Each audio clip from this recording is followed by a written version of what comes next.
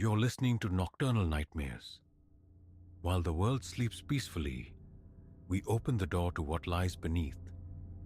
The stories that surface in silence, the fears that rise in the dark. These are not dreams, they are reminders. Stay with us. And don't close your eyes just yet.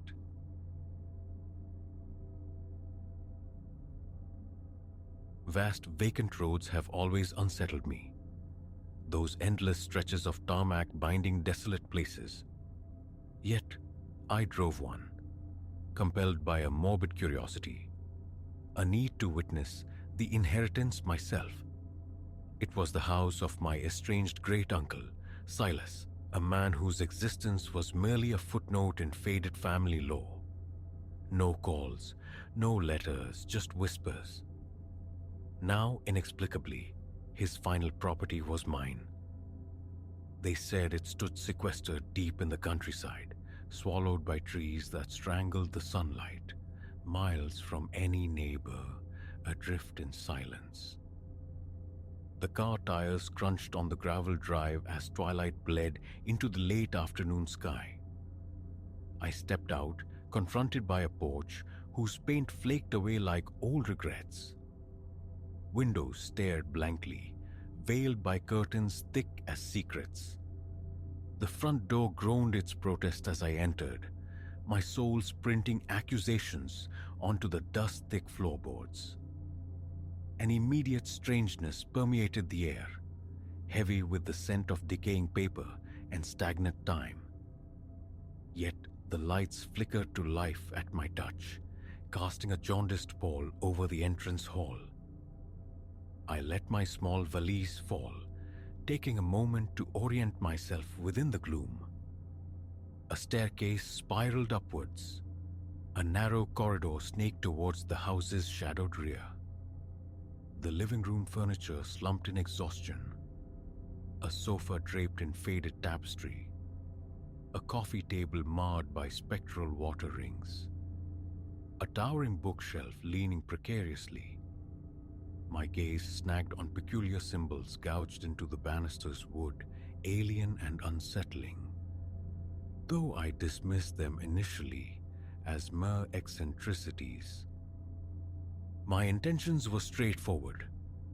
A few days exploring, salvaging anything of value or intrigue, then deciding the property's fate.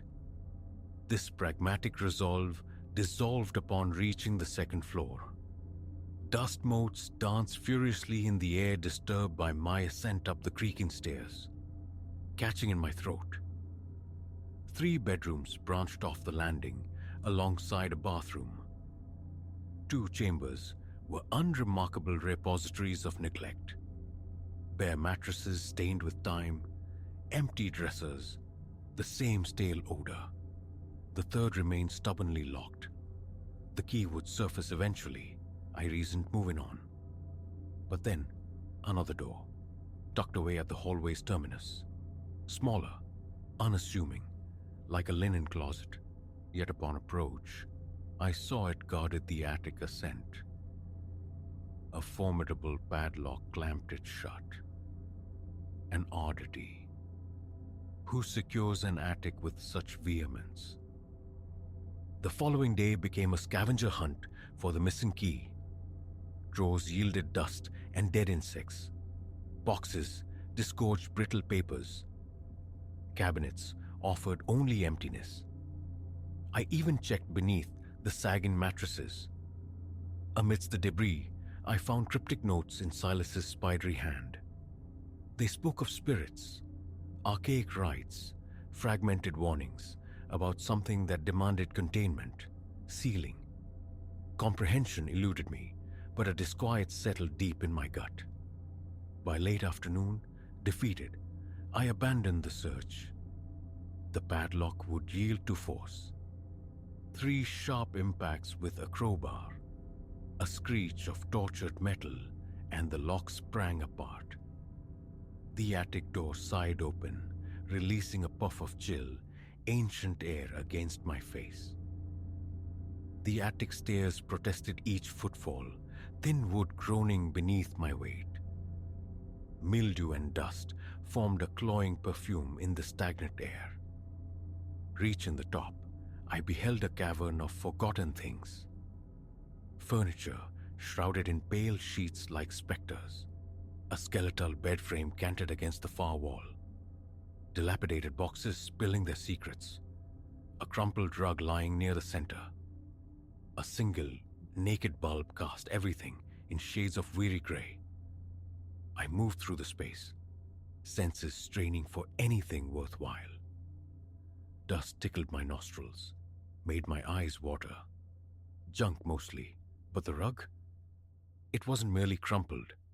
It looked deliberately displaced, shoved aside. Something about the exposed floorboards beneath drew my attention. Closer inspection revealed the faint outline of a trapdoor, recessed into the floor. The rug hadn't just slipped, it had concealed. Crouching, I traced the wooden frame with my fingertips. A simple latch secured it, rusted but yielding.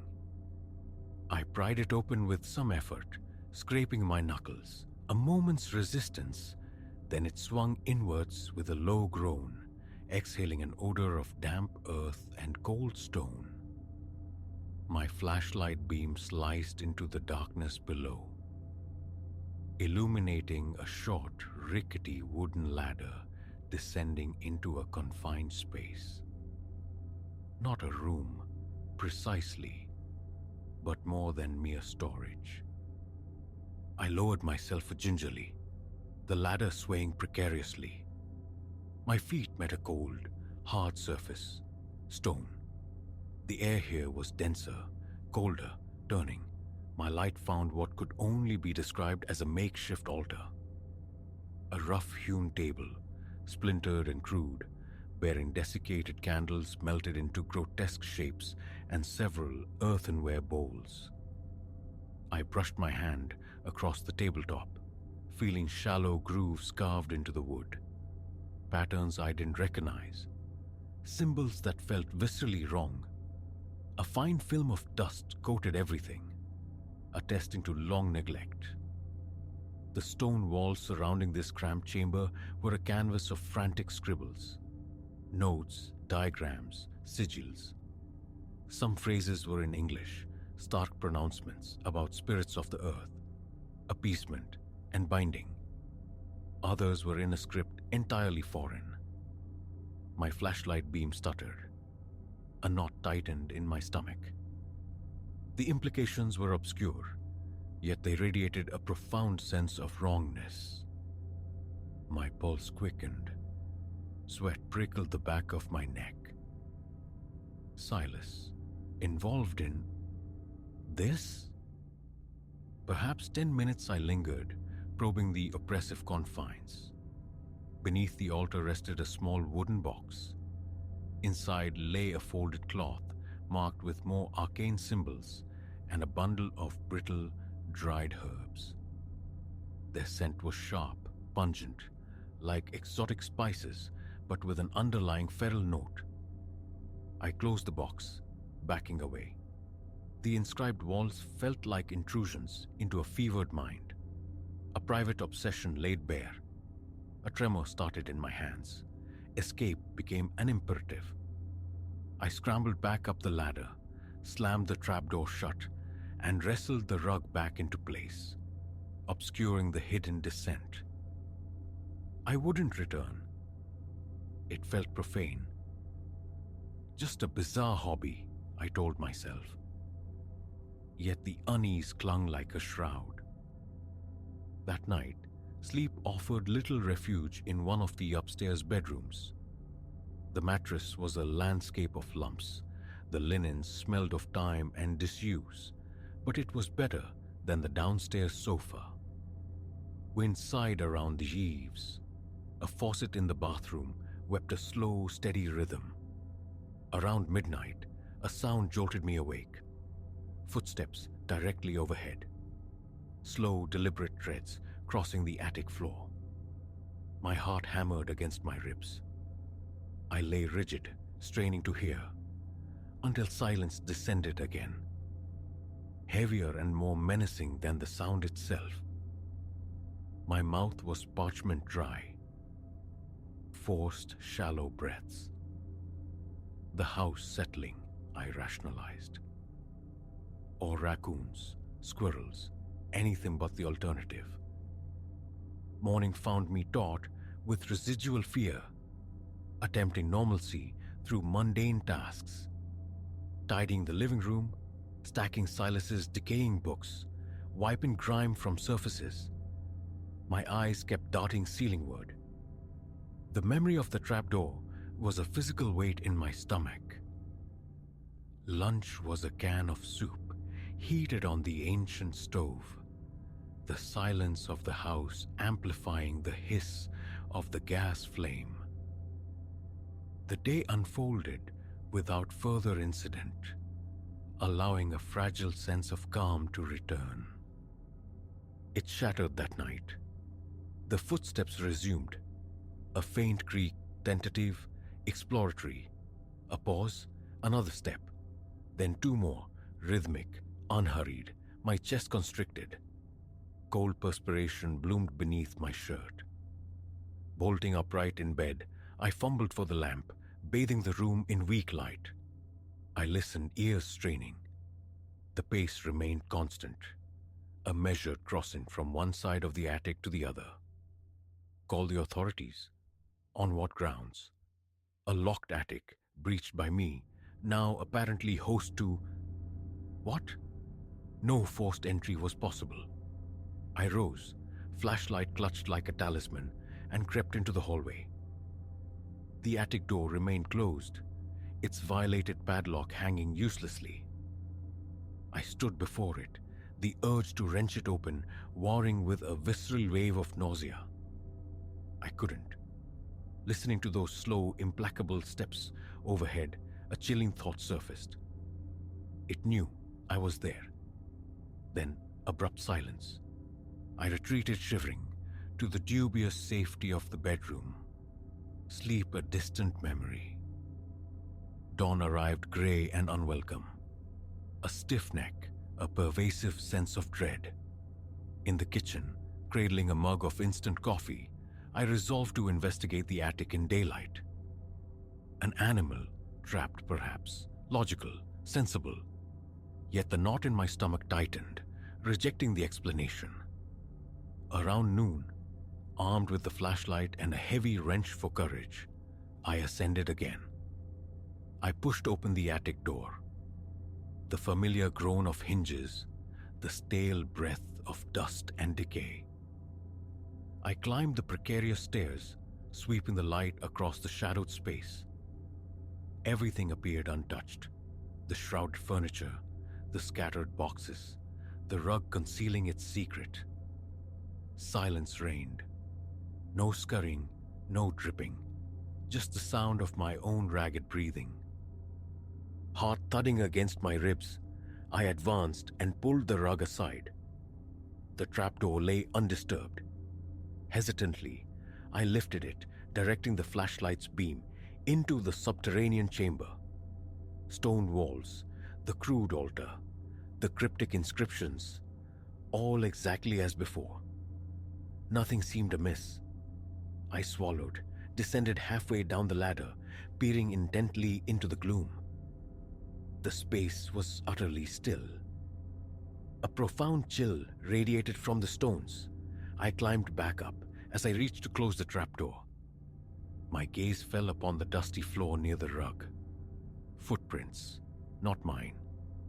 My tracks led directly from the stairs to the opening. These were different. Fainter, smaller, tracing a meandering path, circling the area above the hidden room. Indisputable, unexplained. Panic seized me, a cold fist clenching around my lungs. I stumbled backward, nearly tripping over a stack of forgotten cartons. The flashlight clattered to the floor, the sound echoing unnaturally loud in the stillness. Snatching it up, I grabbed the rug, flung it haphazardly back over the trapdoor, and fled down the stairs. pulling the attic door shut behind me. I leaned against the hallway wall, gasping for breath, hands trembling uncontrollably. Leave. I had to leave. Yet, a morbid fascination warred with my fear, a perverse curiosity about Silas's dark pursuits, and beneath that, something else. A subtle, insistent pull, urging me back down into that cold stone space. The sensation made my skin crawl. The remainder of the day I spent outdoors, wandering the overgrown grounds, letting the weak sun warm my face, trying to dispel the encroaching dread. But the image of those inexplicable footprints remained burned onto my retinas. Evening descended, and with it, a renewed tension. I refused an early retreat to bed, choosing instead the flickering, distorted images on the living room television, the reception atrocious. Around midnight, they began again. The footsteps, a prickling sensation crawled up my spine. I rose, pacing the confines of the living room, torn between a reckless urge to confront whatever resided above and paralyzing terror. The steps ceased, then resumed near 1 a.m., louder now, more insistent, impossible to ignore. Flashlight beam cutting through the darkness, I hurried upstairs. Reaching the landing, I froze. The attic door stood wide open, gaping into the shadows. I hadn't left it that way. My heart hammered, sweat beaded on my forehead. I edged closer, the air growing perceptibly colder. The narrow stairs ascending into darkness were fully exposed. Taking a deep breath that did little to calm me, I began to climb, placing each foot with deliberate slowness. The attic was plunged into deeper darkness than before. The single bulb was extinguished. My flashlight carved arcs through the gloom. The shrouded furniture loomed like silent observers. The rug lay violently pulled back. The trapdoor yawned open. Steel nerves I didn't know I possessed propelled me forward. I aimed the light down into the pit. Ladder, altar, scribbled walls, all present, but now one of the earthenware bowls lay on the stone floor below, overturned. A soft, dry scraping sound echoed up from the darkness, like stone dragging against stone. I held my breath, muscles locked, legs threatening to buckle. I swept the light frantically around the confined space below. Nothing visible. The thought of descending sent a wave of revulsion through me. My instincts screamed retreat. Backing away slowly, I heard a distinct creak directly behind me. I spun around, flashlight beam trembling violently. Empty air. Yet the pressure, the palpable sense of presence, was undeniable. My scalp tingled. I retreated towards the attic stairs, my chest so tight I could barely draw breath. One final sound drifted up from the pit. A soft, furtive rustling, then absolute silence descended once more. I stumbled down the stairs, leaving the attic door agape. I didn't care. I fled into the bedroom, slammed and locked the door, collapsing onto the bed. My hands shook uncontrollably. My imagination populated the hallway outside with indistinct shapes gliding towards my door. The night stretched into an eternity of hyper-vigilant waiting.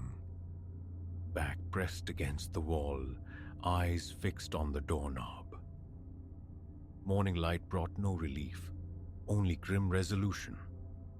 Downstairs, pouring a glass of water with unsteady hands, I knew I couldn't endure another hour in this house. Silas's legacy, whatever haunted that attic space, was not mine to confront. I packed my valise with frantic haste. Keys in hand, ready to flee, I heard it. 3 slow, distinct creaks emanating from the ceiling directly above the hallway. My shoulders locked. I looked up. The house held its breath. My mind flashed to the hidden chamber, the altar, the frantic inscriptions. It felt incomplete, like a ritual interrupted, waiting for me to resume what Silas had begun. My heart accelerated, pounding painfully against my ribs. I stood frozen, breath coming in ragged gasps, staring at the plaster ceiling. The weight of that expectation was suffocating. I couldn't bear it. I would not go back down there. I bolted from the house. No backward glance at the gaping attic door, no thought for what might linger within. Only the certainty that something resided there, patient, expectant, wanting me to finish a task I never understood, never chose. Reaching the car, I hurled the valise into the back, ignition catching on the first try. My hands trembled on the steering wheel as I reversed down the gravel drive, away from the house brooding amongst the trees. The deed remains in my possession, a toxic document. Perhaps I'll sell the place sight unseen. Perhaps I'll simply let it decay. The attic door eternally open, the trapdoor concealed beneath its dusty shroud. Silas's secrets remain his. I refuse to delve deeper. Yet, even now, miles and days removed, closing my eyes conjures the image of those faint footprints in the dust. I hear the slow measured tread on the attic floorboards, and I feel it. That insidious pull, a silent summons from the darkness beneath the house. I won't return. I can't. I am finished with it. But the declaration feels hollow. My skin crawls with the chilling certainty that it is not finished with me. It waits, and its presence lingers, an invisible stain upon my peace.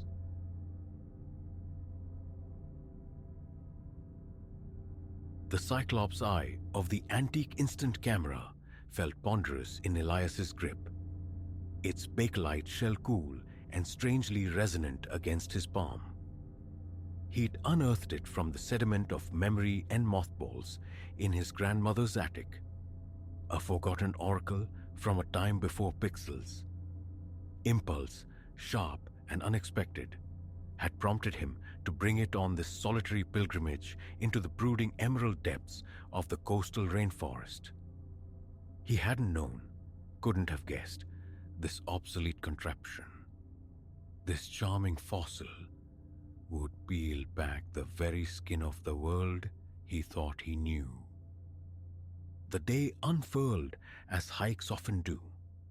An early departure, mist ghosting between colossal cedars as Elias traced the serpentine path. Birdsong stitched the silence. Unseen creatures rustled the undergrowth, the air, thick with the incense of pine resin and sodden earth, felt ancient, primeval. Photography seemed the only proper response.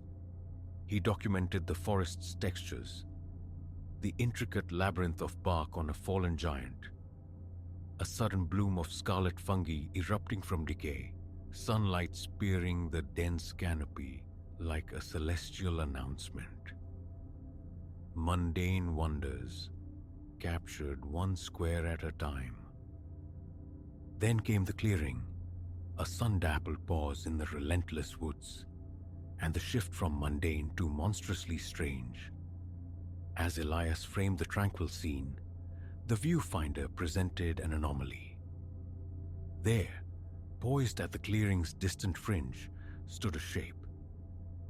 Impossibly slender, unnervingly tall, its silhouette seeming to bleed into the surrounding shadows like watercolor on damp paper. Motionless.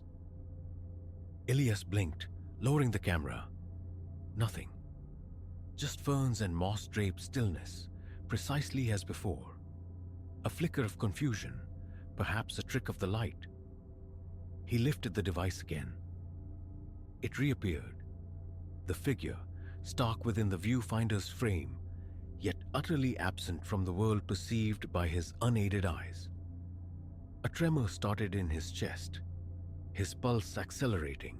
What phantom was this? A mechanical ghost in the aged camera, some bizarre optical artifact? Or was he gazing through a fissure, a hairline crack in the veneer of reality? Fingers unsteady, slick with sudden sweat, he depressed the shutter. The camera issued its characteristic whirring sigh, a mechanical exhalation, before ejecting a pale square. He agitated it gently, impatience gnawing at him as the alchemy within the film began its slow work. An image swam into view.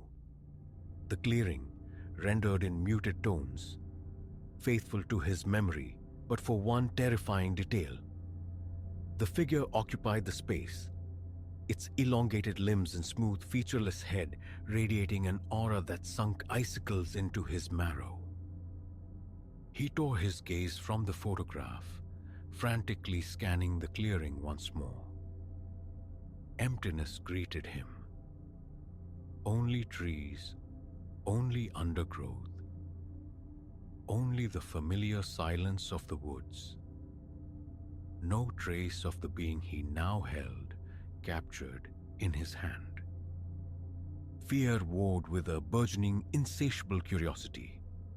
He raised the camera again, a technological divining rod, sweeping it slowly across the dense tapestry of the forest. Through its singular eye, he saw them. More figures, lurking behind ancient trunks, standing brazenly in dappled sunlight, yet invisible beyond the lens. They populated this space, a hidden nation teeming just beyond human perception.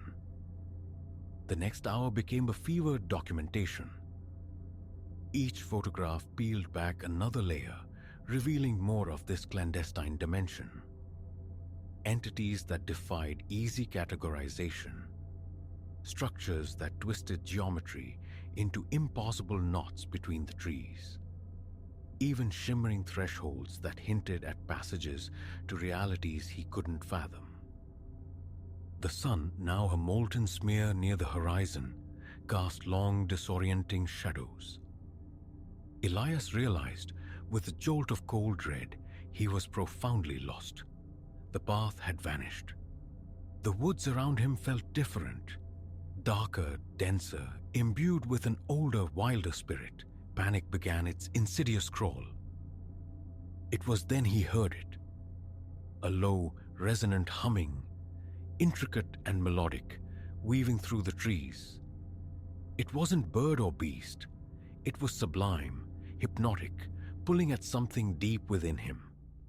Compelled, unthinking, he moved towards the source, pushing through a thick curtain of ferns into another, unexpected clearing. Here, stone monoliths stood sentinel in a rough circle, their surfaces alive with serpentine carvings that seemed to writhe just outside his direct focus. And at the circle's heart emanated the captivating hum. It was one of the entities he'd been photographing, yet distinct. Larger, its form coalescing with greater definition, less ethereal than the others. As he watched, transfixed, it pivoted towards him. He felt a gaze, immense and ancient, though no eyes were visible on its smooth facade. Instinctively, the camera came up, his finger finding the shutter.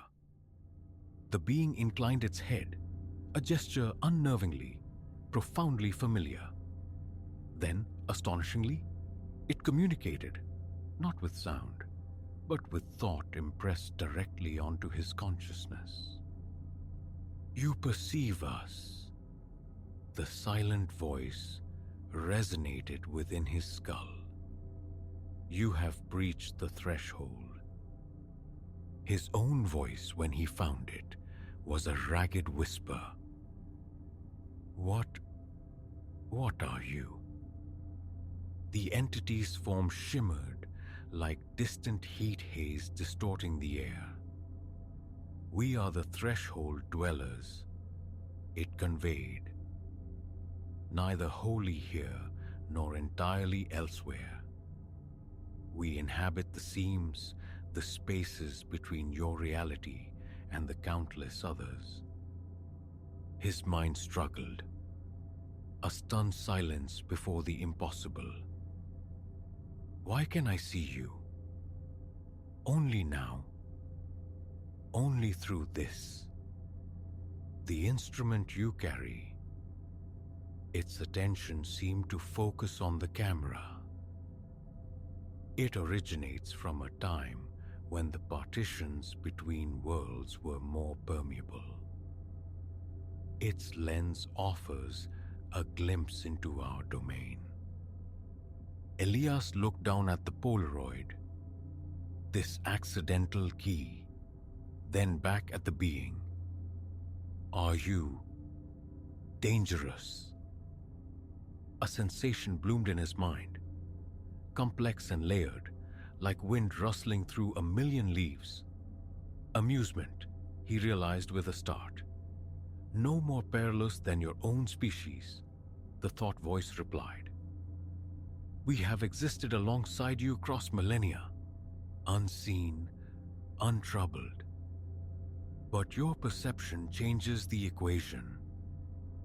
A new chill traced his spine, colder than the evening air. Changes how?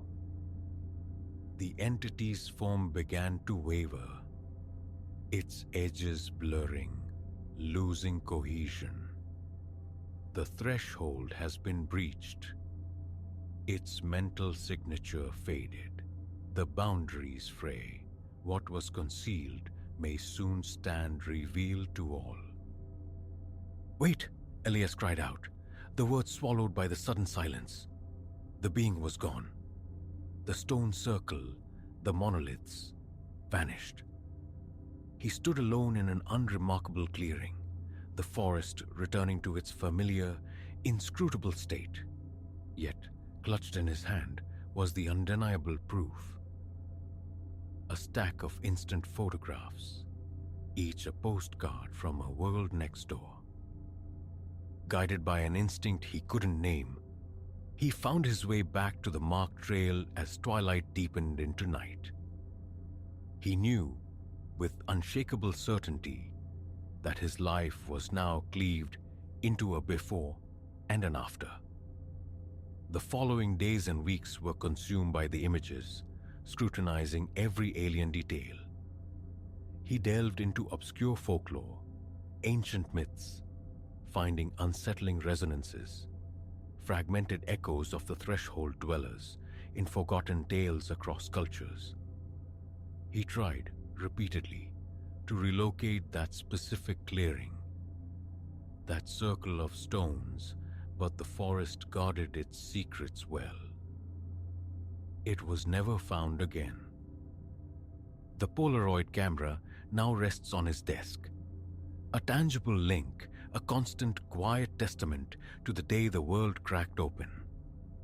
Sometimes, in the deep solitude of night, he lifts it, aiming its cyclopean lens into the shadows of his own room. And sometimes, fleetingly, a flicker of movement, an impossible silhouette, registers at the very edge of the frame. He doesn't know what the future holds, what implications ripple outward from a weakening veil between realities. He only knows this. Existence is infinitely stranger, more layered, more astonishing than he had ever conceived. And somewhere, just beyond sight, in the luminous gaps between what is and what seems to be, the threshold dwellers watch and wait, perhaps for the day concealment is no longer an option. As for Elias, he has become something else, a custodian of an impossible truth, a silent witness. Whether he will ever divulge his discovery remains uncertain. Perhaps humanity isn't prepared. Or perhaps, as the boundaries continue to soften, awareness will dawn, regardless of readiness. Until then, he watches, camera near, prepared to document the encroaching unknown. Because once you've peered beyond the veil, retreat is impossible. The world is amplified, richer, and undeniably, potentially more perilous. But he wouldn't trade the knowledge. Few, after all, can claim to have photographed the unseen, to have captured proof of the spaces in between.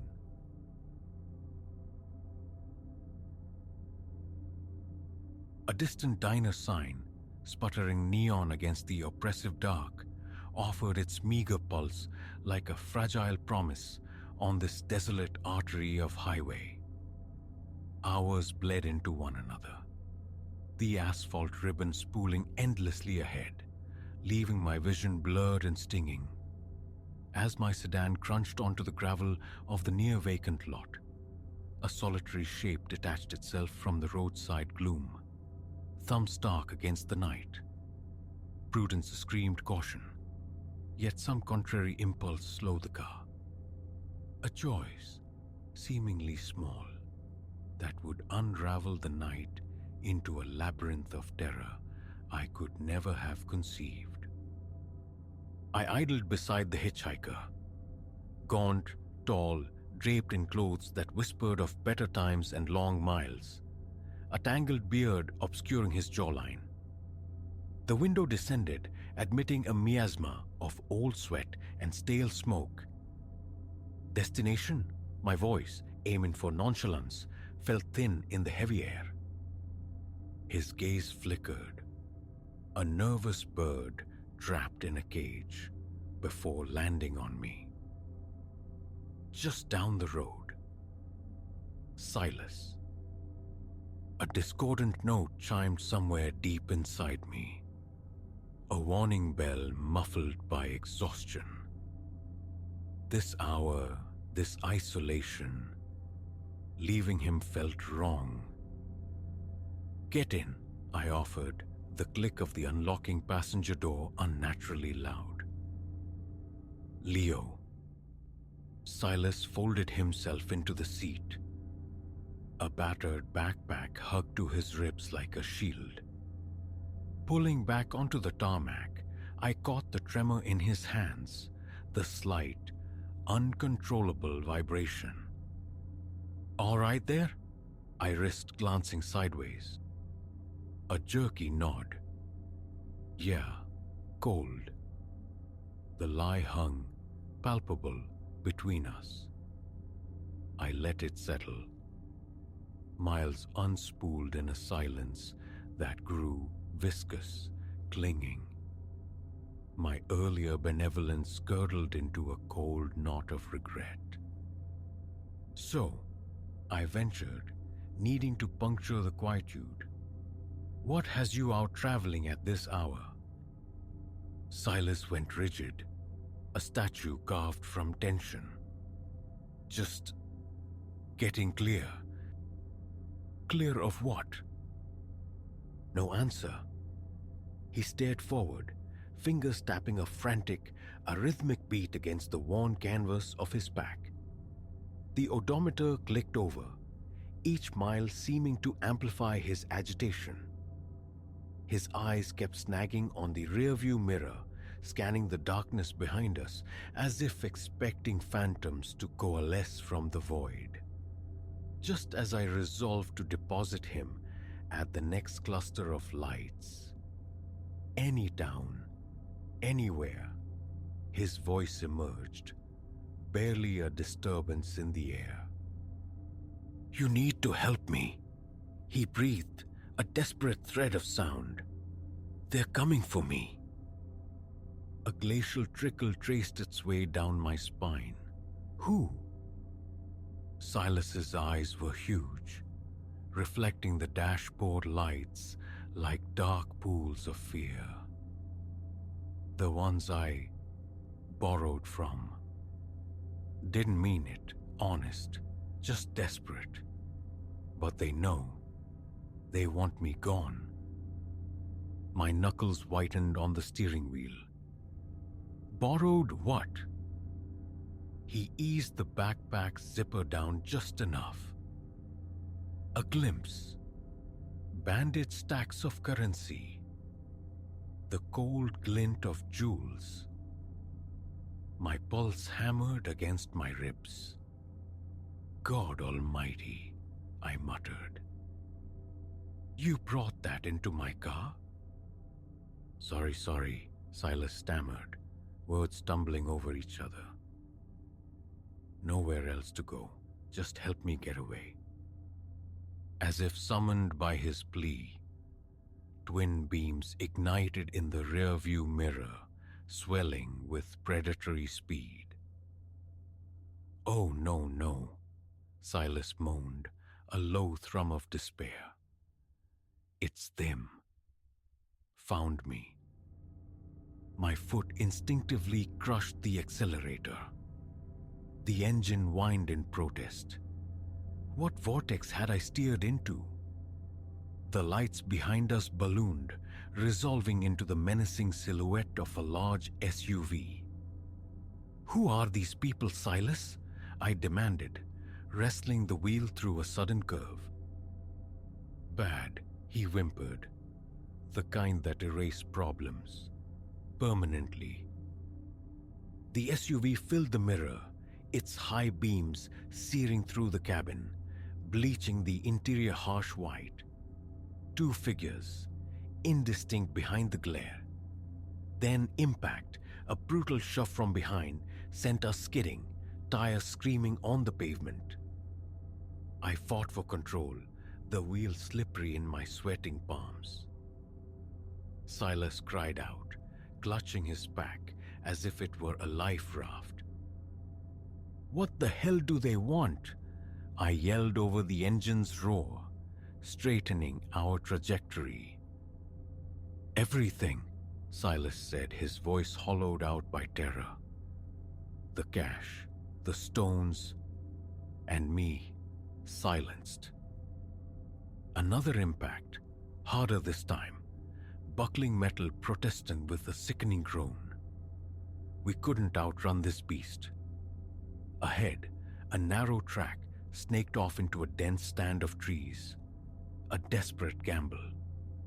Without conscious thought, I wrenched the wheel right, plunging us off the highway and onto the rutted dirt path. Branches lashed the windshield like angry claws as we tore deeper into the woodland labyrinth. Behind us, the SUV followed, its bulk shouldering aside the trees. My old car shuddered, protesting the abuse. But I pushed it onward, praying it wouldn't falter. We ditched the car, I gasped, mind racing. Too visible. Silas nodded, his face a pale mask in the intermittent moonlight filtering through the canopy. A small clearing materialized ahead. I steered towards it, killing the headlights as we entered. We burst into the open space, and I slammed the brakes, sending us into a final jarring spin. The moment we stopped, I was out, hauling Silas with me. Run! I hissed, dragging him towards the thick concealing undergrowth bordering the clearing. We crashed into the absolute dark, thorns tearing at fabric, unseen roots conspiring to trip us. Behind, the sound of the pursuing SUV crashing through timber, drawing nearer. We ran until our lungs burned, until the sounds of pursuit began to thin, swallowed by the woods. Finally, muscles screaming, breath tearing at my throat, we stumbled upon the skeletal frame of an old derelict barn. Here, I choked, wrestling the warped door open. Inside, the blackness was absolute, thick with the scent of musty hay, rusted iron, and time itself. We felt our way blindly to a far corner, collapsing into a huddle, struggling to muffle our ragged gasps. Minutes stretched into eternities, each groan of the ancient structure, Every rustle of leaves outside sent jolts of pure fear through me. What had I done? "I'm sorry," Silas whispered beside me, the sound barely disturbing the suffocating stillness. Never wanted this. Anger, sharp and hot despite the fear, surged within me. I turned towards his unseen shape. "What exactly is this, Silas? I think I've earned the whole story." A long silence hung between us, heavy with unspoken dread. Then a sigh, freighted with exhaustion. "Worked for them, the ones chasing us. Outfit, you know? Serious players. I was nobody. Errands, pickups, but I saw things." The air grew colder. "What kind of things?" "Ending people," he murmured, the words barely audible. "Making them suffer. Monsters.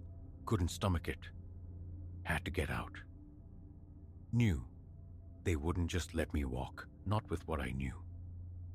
So I took insurance. Cash gems, yeah, but also papers. Proof." Nausea churned in my stomach. "And now they want us both." Silas nodded, a miserable gesture in the dark. "So sorry. Never meant to pull anyone else in." Before I could form a response, a blade of light sliced through the barn's interior darkness.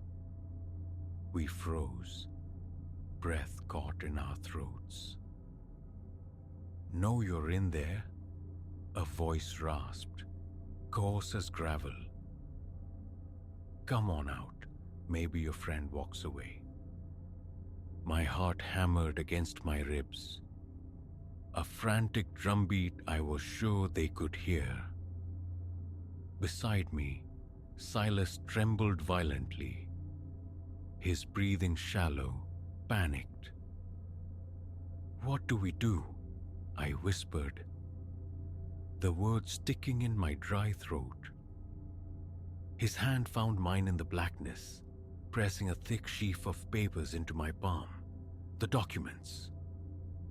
"Take these," he urged, his whisper urgent. "Police, only way." Before I could react, he was rising.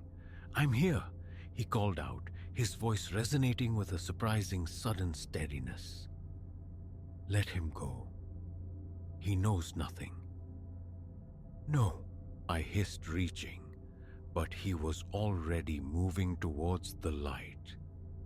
The beam pinned him. Footsteps, heavy and purposeful, advanced on the barn floor. "Run," Silas said, his back to me. "Get those papers out. Make it count." Every instinct screamed to pull him back, to hide, but the weight of the documents in my hand, the grim finality in his voice. He was right. This was bigger now. As the footsteps closed in on Silas, I melted backwards, seeking the barn's rear wall, moving with the silence born of terror. My fingers found rotten wood, pried at a loose board, creating a narrow gap. I squeezed through, the cool night air a shocking slap. Behind me, angry voices erupted, followed by the flat, definitive crack of a single gunshot echoing through the silent trees. I ran, blindly, desperately, propelled by adrenaline and the chilling echo of that shot. I ran until my legs felt like lead, until the barn and its contained horror were a fading nightmare behind me. As the first tentative strokes of dawn painted the eastern horizon, I found myself on the ragged edge of a sleeping town. Hands shaken uncontrollably, I pulled out the papers Silas had entrusted to me. Names, dates, grainy photographs. A chilling chronicle of brutality. that turned my blood to ice.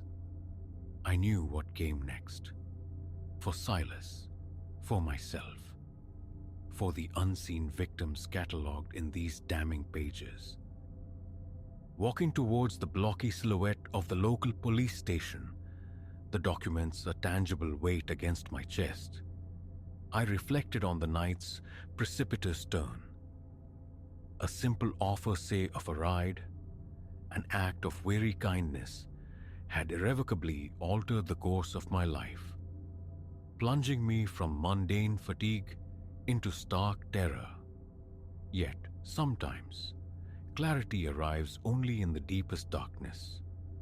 Pushing open the heavy station door, I felt not an ending, but the raw, uncertain beginning of something far larger.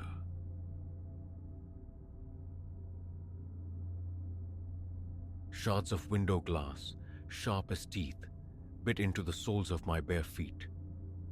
My fingers scrabbled for the familiar weight of the ashwood bat beside the bed frame. A frantic drumbeat thudded against my ribs, a primal rhythm overwhelming everything but the alien cadence of footsteps. Wrong footsteps, echoing through my sanctuary. My predictable, meticulously ordered existence had just fractured irrevocably. Elias, that's my name. Until this violation, fortune seemed my constant companion. 35 years old, tethered to a dependable career, rooted in a pleasant house on a street lined with quietude. Life unfolded with comforting regularity. Now enveloped by shadow, the bat a clumsy talisman in my grip. The fragility of that constructed piece became terrifyingly clear. Wednesday bled into Thursday. The clock glowed 2:07 a.m. Exhaustion from the day's grind had pulled me under early. Then the violent percussion of shattering glass ripped me from sleep's embrace. Disorientation warred with instinct. A moment later, the sounds solidified, muffled whispers, the groan of floor timbers beneath alien weight. A cold fire ignited in my veins. My hand shot to the nightstand. Phone, lifeline, only to grasp useless dead plastic. Idiot. Hadn't charged it. A silent curse formed on my lips as I hefted the bat, moving with excruciating slowness toward the bedroom door.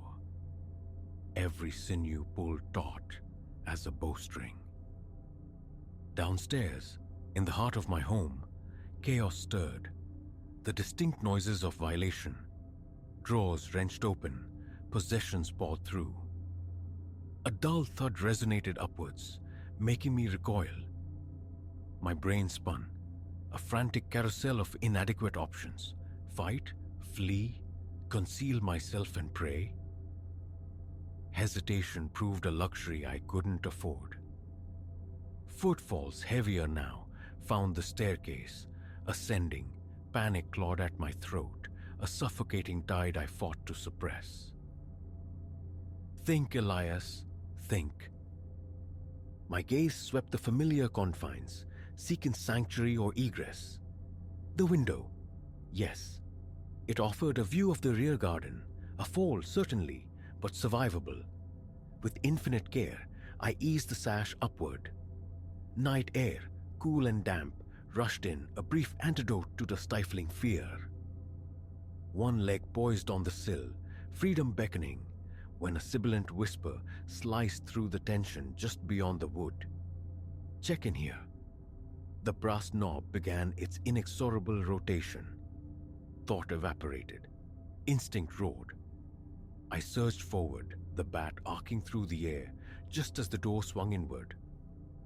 A hideous, wet thwack followed by a strangled cry. I didn't linger, didn't look. I scrambled past the crumpled shape obstructing the doorway, stumbling over unseen limbs in my frantic propulsion. At the stairwell's precipice stood another figure, momentarily paralyzed, eyes mirroring my own shock. A tableau held for a heartbeat shattered when his hand darted toward his waistband. Metal glinted. No time. I lunged a primal surge, leveraging my weight and the bat's momentum. He staggered, we collided, and the world became a chaotic vortex of flailing arms, sharp curses, and splintering wood as we cascaded down the stairs. Agony flared in my shoulder upon impact. A white-hot nova I shoved aside. Scrabbling upright, vision swimming. The front door. Salvation, mere yards away. I lurched towards it, only for a new shadow to loom, eclipsing the entryway. This one was immense, a monolith of muscle-blocking escape. Going somewhere. The voice was a low rumble, freighted with menace, as he stepped forward. Retreating, my gaze frantically scanned the periphery. The bat, gone, swallowed by the chaos of the fall, defenseless, outnumbered, trapped, then a sliver of hope. The back door, cracked open, a careless entry point now offering potential escape. My only path. A quick feint left, then a desperate surge right, slipping beneath the giant's reaching claws. A guttural curse followed me, unheard over the frantic pounding in my ears. My bare feet slapped cold tile as I sprinted through the kitchen, bursting into the dew-kissed night. Cool grass met abused souls. Darkness pooled in the garden. The perimeter fence a stark silhouette against the bruised sky. Behind me, the sounds of pursuit. Shouts, the splintering symphony of my violated home. Instinct propelled me toward the fence. High, imposing, but beside it grew the oak I'd neglected to prune. Procrastination, tonight, felt like providence. Bark tore at my skin as I clawed my way upward, adrenaline masking the pain. Just as my hand closed over the fence's summit, fingers like iron clamped around my ankle. A blind, reflexive kick connected with yielding flesh. A choked gasp, the pressure released. Without pause, I launched myself over, hitting the earth on the other side with jarring force. Fire lanced through my ankle, but rising was imperative. Stopping meant capture, or worse. I landed in Mr. Abernathy's meticulously kept flower bed. Abernathy, whose perceived crankiness about my weekend music now seemed utterly trivial. His modest house moments ago, just part of the suburban backdrop, now shimmered like a fortress. Hobbling on my throbbing ankle, I reached his back door and hammered against it with desperate fists. "Help! Please help me!" My voice cracked raw. Interior lights blinked awake, an agonizing wait, then the door opened to reveal Abernathy, his usual stern composure, fractured by bewilderment. "Elias, merciful heavens, what is it? Please," I choked out, words stumbling over each other. "Let me in. Intruders, my house, chasing me." Without hesitation, he pulled me inside, the deadbolt clicking shut with reassuring finality. As his trembling fingers found his telephone, enraged shouts drifted across the lawn from my ravaged home. They were still hunting. Time dissolved into a disorienting haze. Sirens wailed, painting the quiet street in strobes of red and blue. Shouted commands echoed, punctuated by the sharp retort of gunfire. Later, fragments of information coalesced. Two apprehended, the colossal third vanished into the night. The adrenaline ebbed, leaving behind a residue of trembling shock and nauseating clarity. Questions were asked, answers given numbly. Paramedics assessed scrapes and bruises. Finally, as the first fragile light of dawn stained the sky, I stepped back across my own threshold. The physical destruction was stark: overturned drawers, vomiting contents, fractured furniture, a landscape of violated possessions. Yet, the deeper wreckage wasn't visible. The very concept of home, of sanctuary, lay in ruins, as fragmented as the glass on the floor. Sleep became an elusive quarry in the ensuing days. Every creak of the settling house, every rattle of a window pane sent jolts of ice through my system. He was still out there, the hulking shadow. Would he return? The question festered. I armored the house, alarms, reinforced locks, steel bars across vulnerable glass, even cold metal purchased for defense. Yet, security remained a phantom sensation, always just beyond reach. The foundations of my perceived safety had crumbled, revealing the precariousness beneath. Weeks bled into months. Life's routines exerted their gentle pull. The commute, the office, tentative evenings with friends, but a subtle alteration persisted. A heightened vigilance, a constant low-level scan of faces in a crowd. Threat or benign became my unwelcome companion. This pervasive suspicion wasn't living. Acknowledging the need for aid, I sought the quiet counsel of a therapist. Untangling the knots of fear and anxiety was arduous work, yet slowly, painstakingly, fragments of the old Elias began to resurface. Perhaps half a year post-invasion, retrieving mail, I encountered Mr. Abernathy. His inquiry about my well-being held an unexpected warmth. We spoke, leaning against our respective mailboxes, for well over an hour. He revealed slivers of his own history. The jungles of Vietnam, the quiet grief of widowerhood, a solitude that often masqueraded as gruffness. An improbable connection formed. Sunday coffees became ritual. Shared silences during televised games comfortable. He offered practical wisdom, born of hard experience, on fortifying my home without sacrificing its soul. 12 months later, news arrived. The third man, the giant, apprehended after a multi-state crime spree.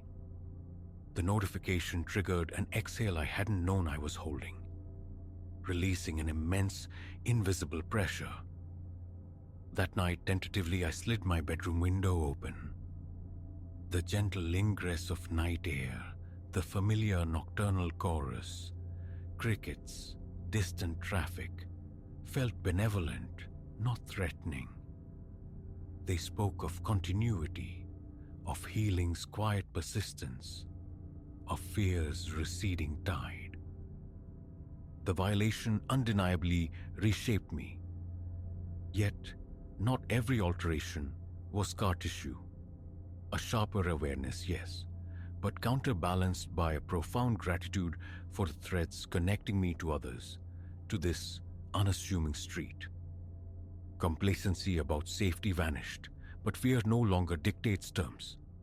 Sometimes, a sudden sound in the deep hours still sparks that old cold dread, but now, I breathe through it. I recall my resilience, the fact of my survival. The world retains its capacity for menace, true, but it also holds startling reserves of kindness. Neighbors extending sanctuary in the darkest hour, unexpected alliances that mend fractured spirits. This ultimately is the wisdom salvaged from the wreckage. Not the omnipresence of danger, but the surprising depths of human strength, and the way profound adversity can sometimes illuminate the path toward a truer version of ourselves.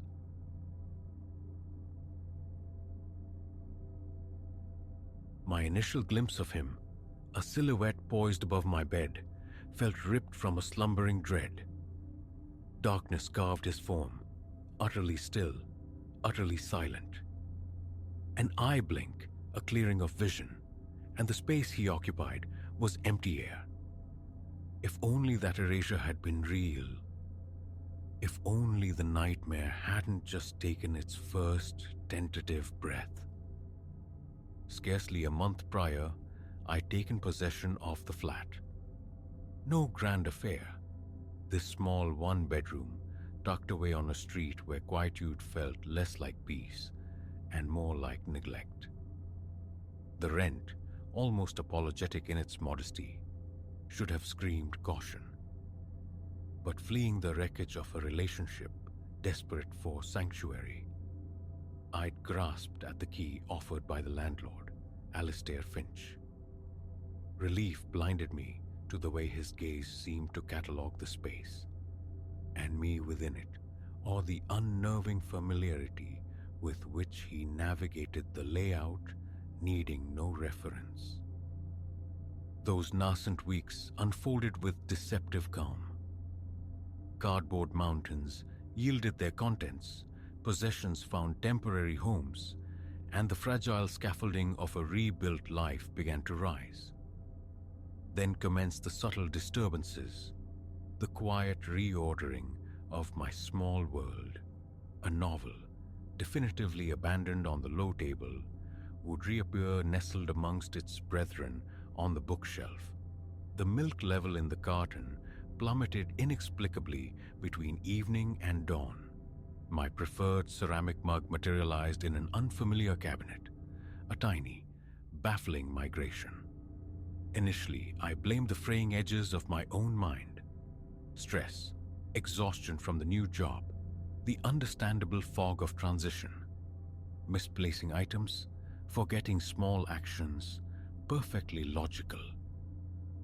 Yet the disquiet deepened, coalescing from vague unease into a persistent thrum of wrongness. Other anomalies surfaced. Returning from work, the very atmosphere within the apartment felt altered, charged, as if recently occupied. A faint, stale perfume, something like damp earth and old paper, clung to the air, defying identification. And once, wrenched from sleep, I registered the distinct cadence of footsteps padding the hallway just beyond my bedroom door. Investigation revealed only shadows and silence. 3 weeks dissolved into the 4th. It was then I awoke shivering, not from dream fear, but from a tangible draft. My bedroom window, the one I religiously secured each night, especially being on the ground floor, stood ajar. The cool pre-dawn air kissed my skin as I rose to latch it. And there, stark against the worn carpet just inside the sill, a muddy sigil, a footprint, my pulse hammered against my ribs. A frantic bird trapped in a cage, denial ward with certainty. A shadow perhaps? A trick of the low light. But the truth pressed in, cold and sharp. Someone had stood within my room, breathing the same air, while I lay, vulnerable, in sleep. The constabulary came, surveyed, departed. No forced entry, they reported. No latent prints, nothing purloined. Their placid explanations. Perhaps I'd forgotten the latch. Perhaps the mud was my own unwitting import. Felt like flimsy gauze over a gaping wound. I yearned to accept their mundane conclusions, but an internal compass spun wildly, pointing towards an intrusion I couldn't unknow. Sleep became a fortress besieged. Every floorboard sigh, every moan of wind against the glass jolted me upright, heart seizing. It was during one such hyper-vigilant vigil that he manifested again, a stark cutout against the ambient gloom at the foot of my bed. A statue carved from night. My gasp was swallowed by the sudden silence as my hand scrabbled, desperate, for the bedside lamp switch. Light flooded the room, banishing him instantly. Gone. Imagination, I insisted. stress-induced phantoms, sleep deprivation's cruel theater. Yet the encounter left a residue of ice in my veins. My nightly rituals intensified, locks tested and retested, a sturdy chair wedged beneath the bedroom doorknob, a barricade against the unseen. Fleeing seemed the only rational course, but the daunting logistics, broken leases, the search anew, felt insurmountable. So, defiance sparked. I acquired a small surveillance device, a clock radio harboring a hidden eye, positioning it on the dresser for a commanding view. If my sanctuary was being breached, the trespasser would be unmasked. Night after night yielded nothing save footage of my own restless slumber. Then the fourth night delivered its chilling revelation. I woke to the insistent buzz of my alarm, moved through the morning routine on autopilot, and left for the day. Only upon returning that evening did the camera flicker back into my awareness. Retrieving the memory card, I played back the night's silent testimony. My blood turned to slush. The recording began mundanely. Sylvie, lost in sleep, but around the nadir of the night, 2:30 a.m., the bedroom door edged open with excruciating slowness. A figure slipped inside, navigating the familiar space with a proprietary stillness. Alistair Finch, my landlord. He lingered near the doorway, simply observing my unconscious form. Then a slow perambulation began. His fingers brushed my hairbrush, traced the spine of a novel on my nightstand. He eased open the closet, his hand ghosting across the fabrics of my clothes, a phantom inventory of my private sphere. All the while, I slept, utterly exposed. After perhaps 10 minutes, an eternity compressed, he drifted towards the bed. Horror coiled in my gut as I watched his screen self lean close, his face a pale mask inches from my own, studying my unawareness with unnerving intensity. He remained thus, suspended in that violating proximity before retracting as silently as he had arrived. A wave of nausea washed over me. The trespass, the profound invasion of my most vulnerable state. It was almost unbearable. Yet, beneath the revulsion and fear, anger began to smolder, hot and clean. The audacity, how many times? How many others? The impulse to dial the police warred with a cold pragmatism. Would they believe this spectral evidence? Could Finch retaliate, twist the narrative? No. More was needed. Irrefutable proof. Capture in the act. A plan formed, sharp and desperate. The following night, I mimicked my usual bedtime routine, extinguishing the lights, settling beneath the covers, but sleep was a distant country. Every nerve ending hummed, taut with anticipation, listening, hours crawled. Just as doubt began to whisper that he wouldn't come, the faint, metallic sigh of the front door lock reached my ears. My heart became a frantic drum against my ribs, surely loud enough to betray me. I commanded my breath, slow, even, feigning slumber, as his soft tread approached my room. The door creaked inward. I waited, sensing his nearness, the shift in the air beside the bed. Then, in a single explosive movement, I surged upright, flicking the lamp switch. Alistair Finch stood frozen, caught squarely in the sudden glare, eyes wide like a startled nocturnal creature. A breathless moment stretched between us, pure, distilled confrontation. Then, his lips curved into a smile. Not warmth, not apology, but the predatory acknowledgement of a hunter momentarily inconvenienced. "You're awake," he observed, his tone unnervingly placid. "Out," I commanded, surprised by the steadiness that infused my voice.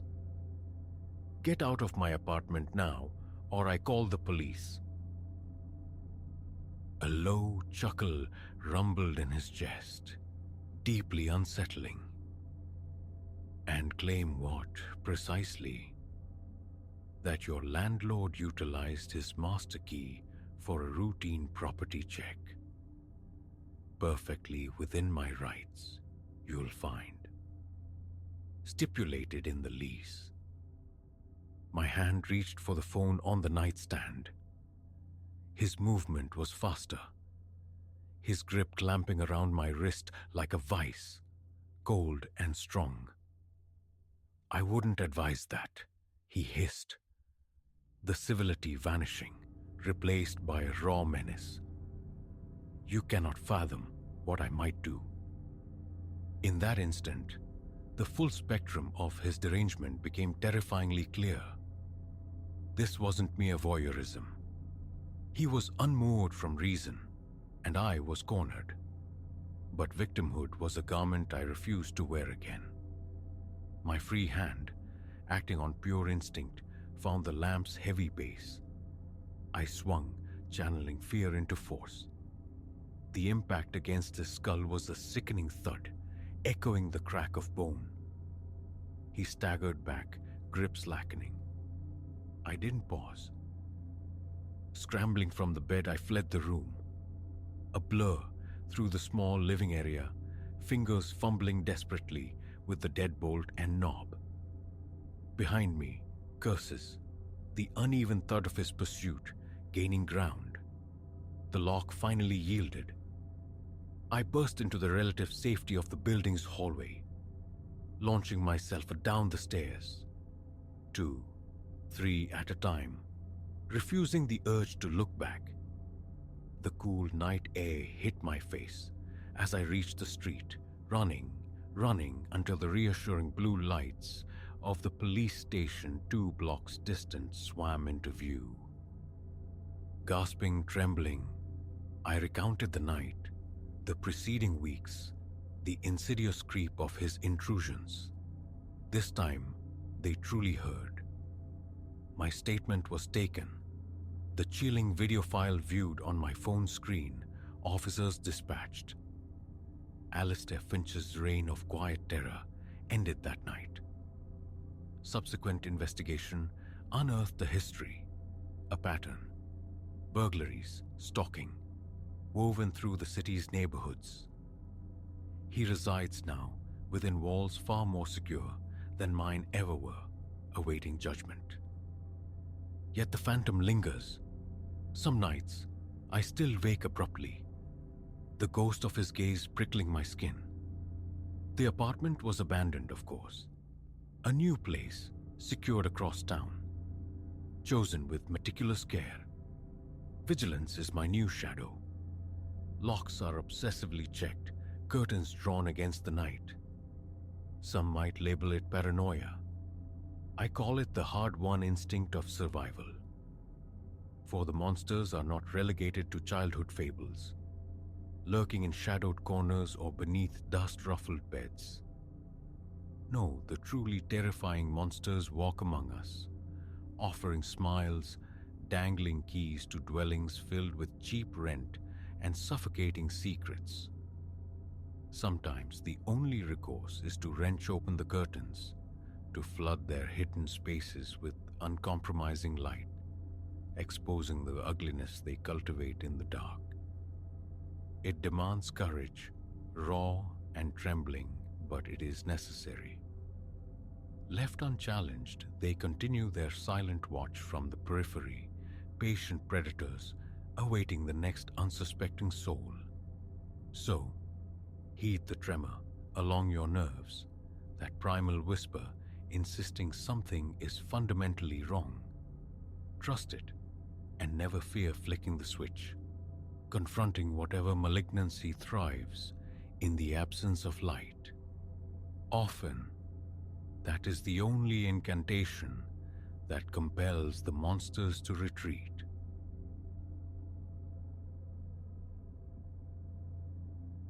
The first time that insistent rasping echoed from the rafters, I dismissed it, merely the ancient timbers of the house exhaling in the night.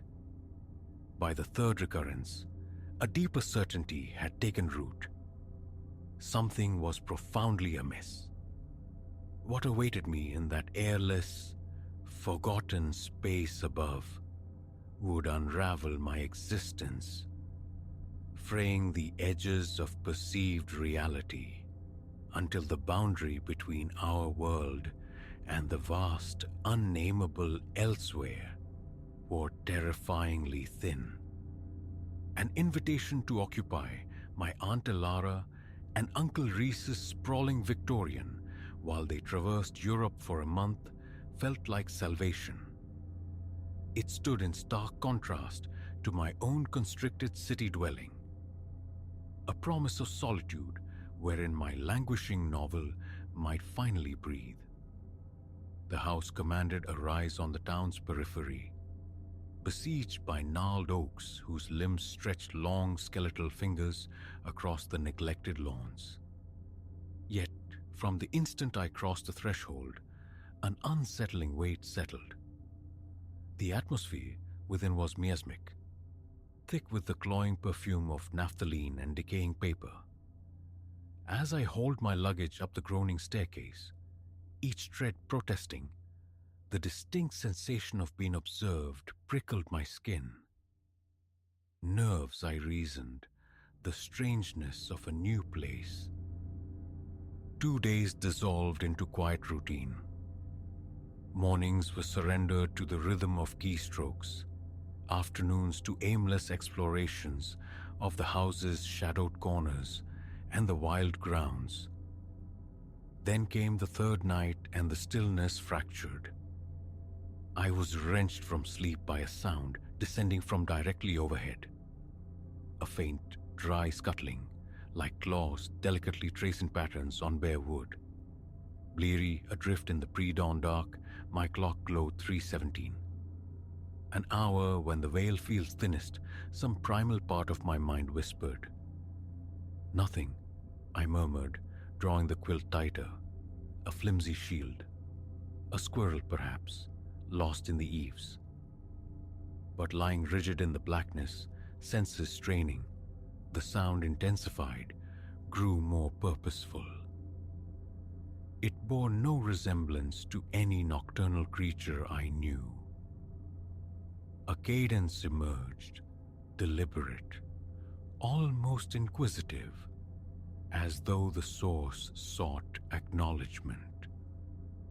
Sleep became an impossibility thereafter. I twisted in the sheets, my imagination a frantic loom weaving ever more monstrous tapestries of possibility.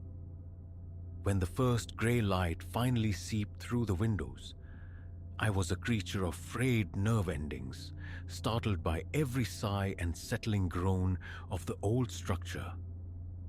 The day was spent hunched over a laptop, delving into the property's lineage, desperate for a mundane explanation. A forgotten pest problem, structural quirks, but history offered only blandness. Venerable age, yes, but no whispered tragedies, no gothic scandals, merely the unremarkable chronicle of a family home passed down through quiet generations. Dusk descended, not with peace, but with a chilling apprehension that coiled low in my gut. Television offered a flickering, hollow distraction until the rasping commenced anew. Earlier this time, louder. Ignoring it was futile.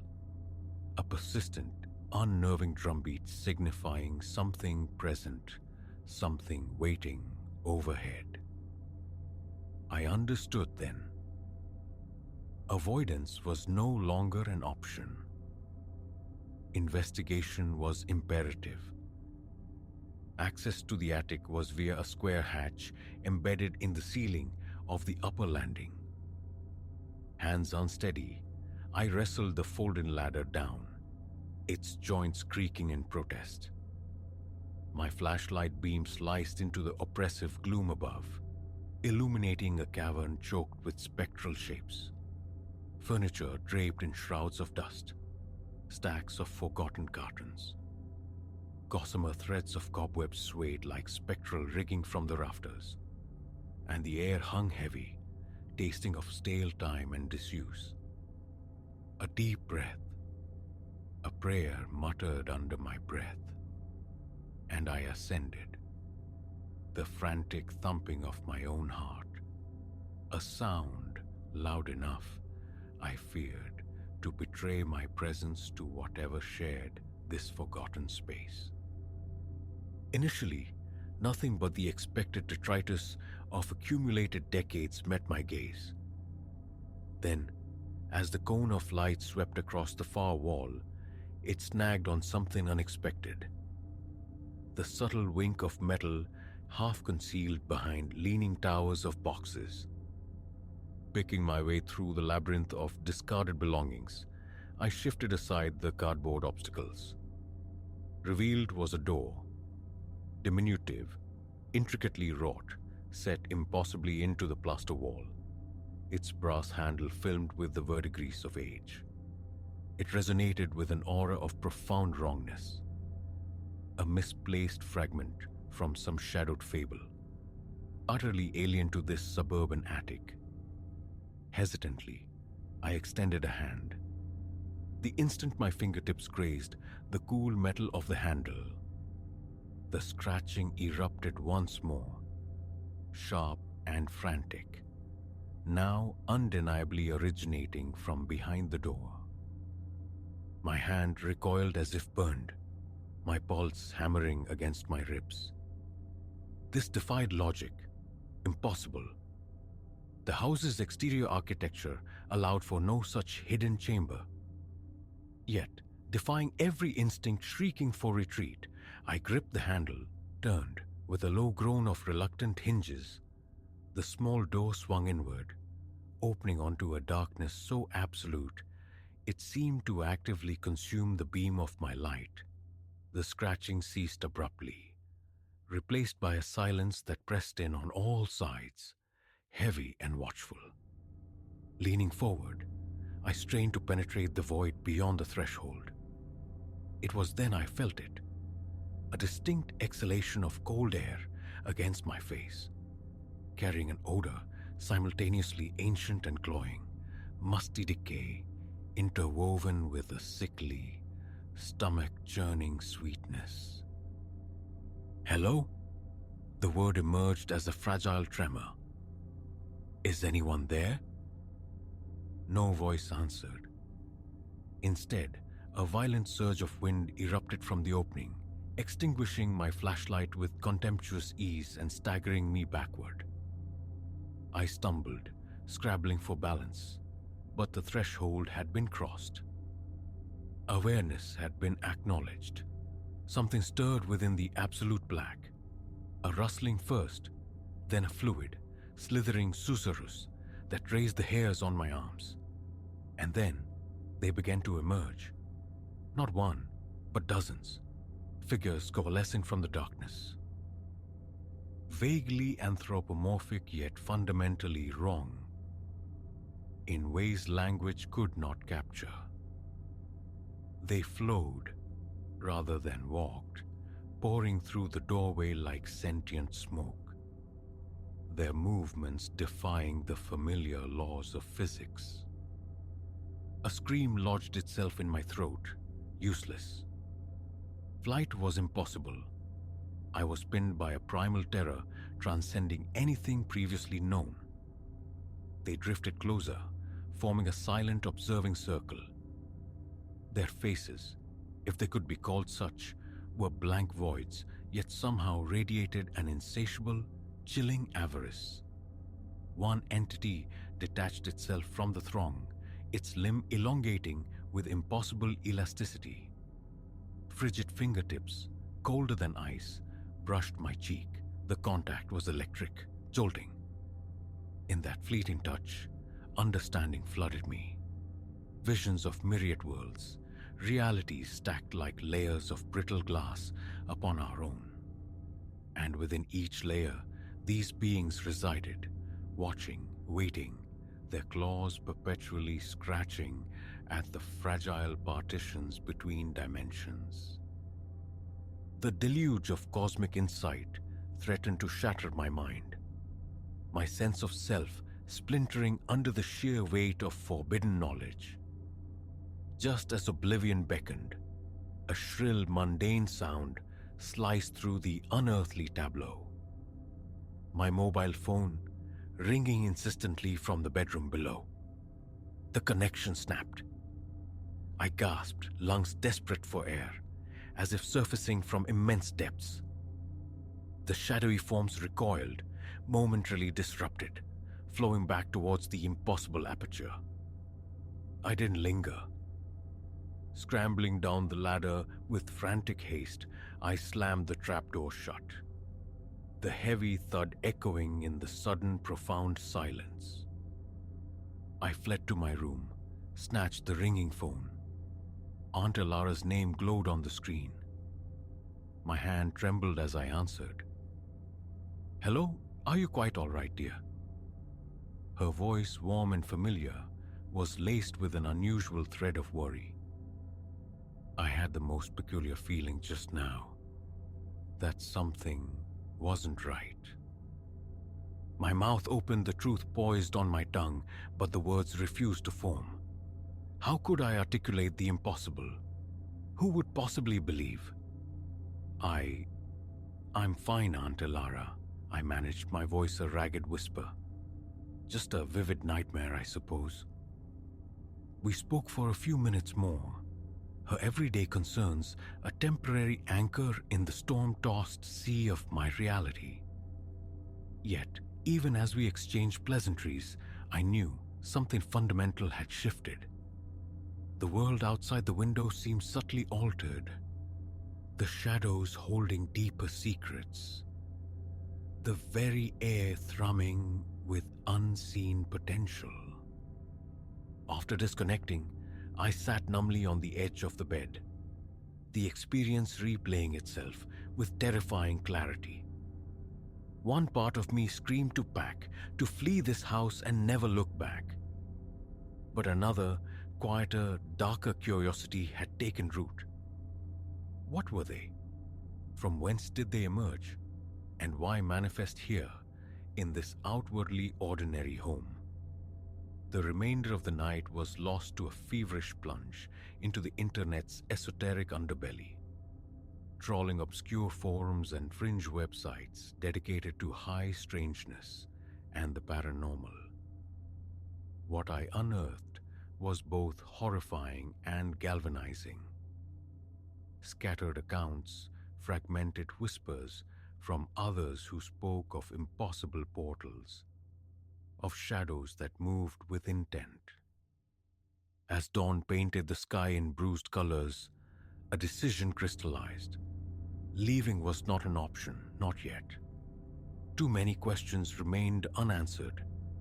Too much of the terrifying truth lay veiled. I would remain, for now, determined to understand the secret harbored by that attic door. But I would not face it unarmed. The day was spent gathering a strange arsenal. Lines of salt, iron filings gleaned from a hardware store, protective sigils copied from half a dozen disparate belief systems. I had no certainty any of it would avail me, but inaction felt like surrender.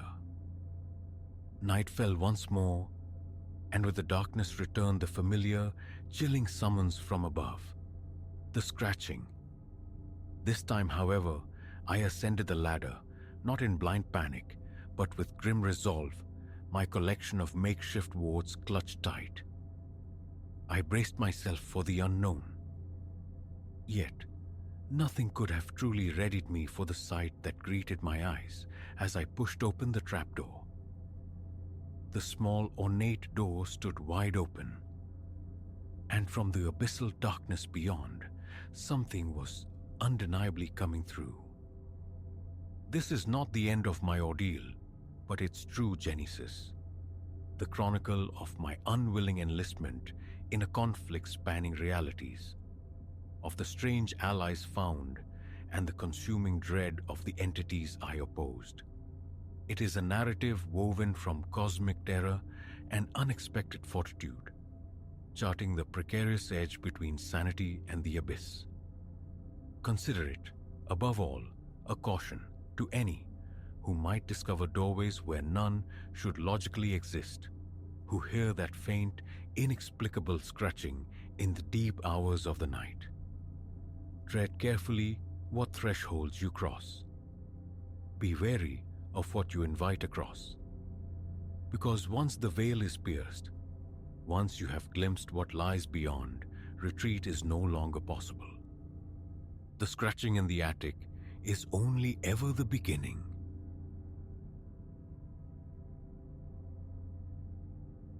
A stuttering pulse of neon bled through the smeared glass, painting the convenience store's interior in sickly hues. 2 a.m. outside, the obsidian shell of a sedan had held its vigil for hours, engine a low thrum against the quiet dark. Tinted windows mirrored the desolate street, swallowing secrets. A wrongness prickled the nape of my neck, a premonition gathering like storm clouds.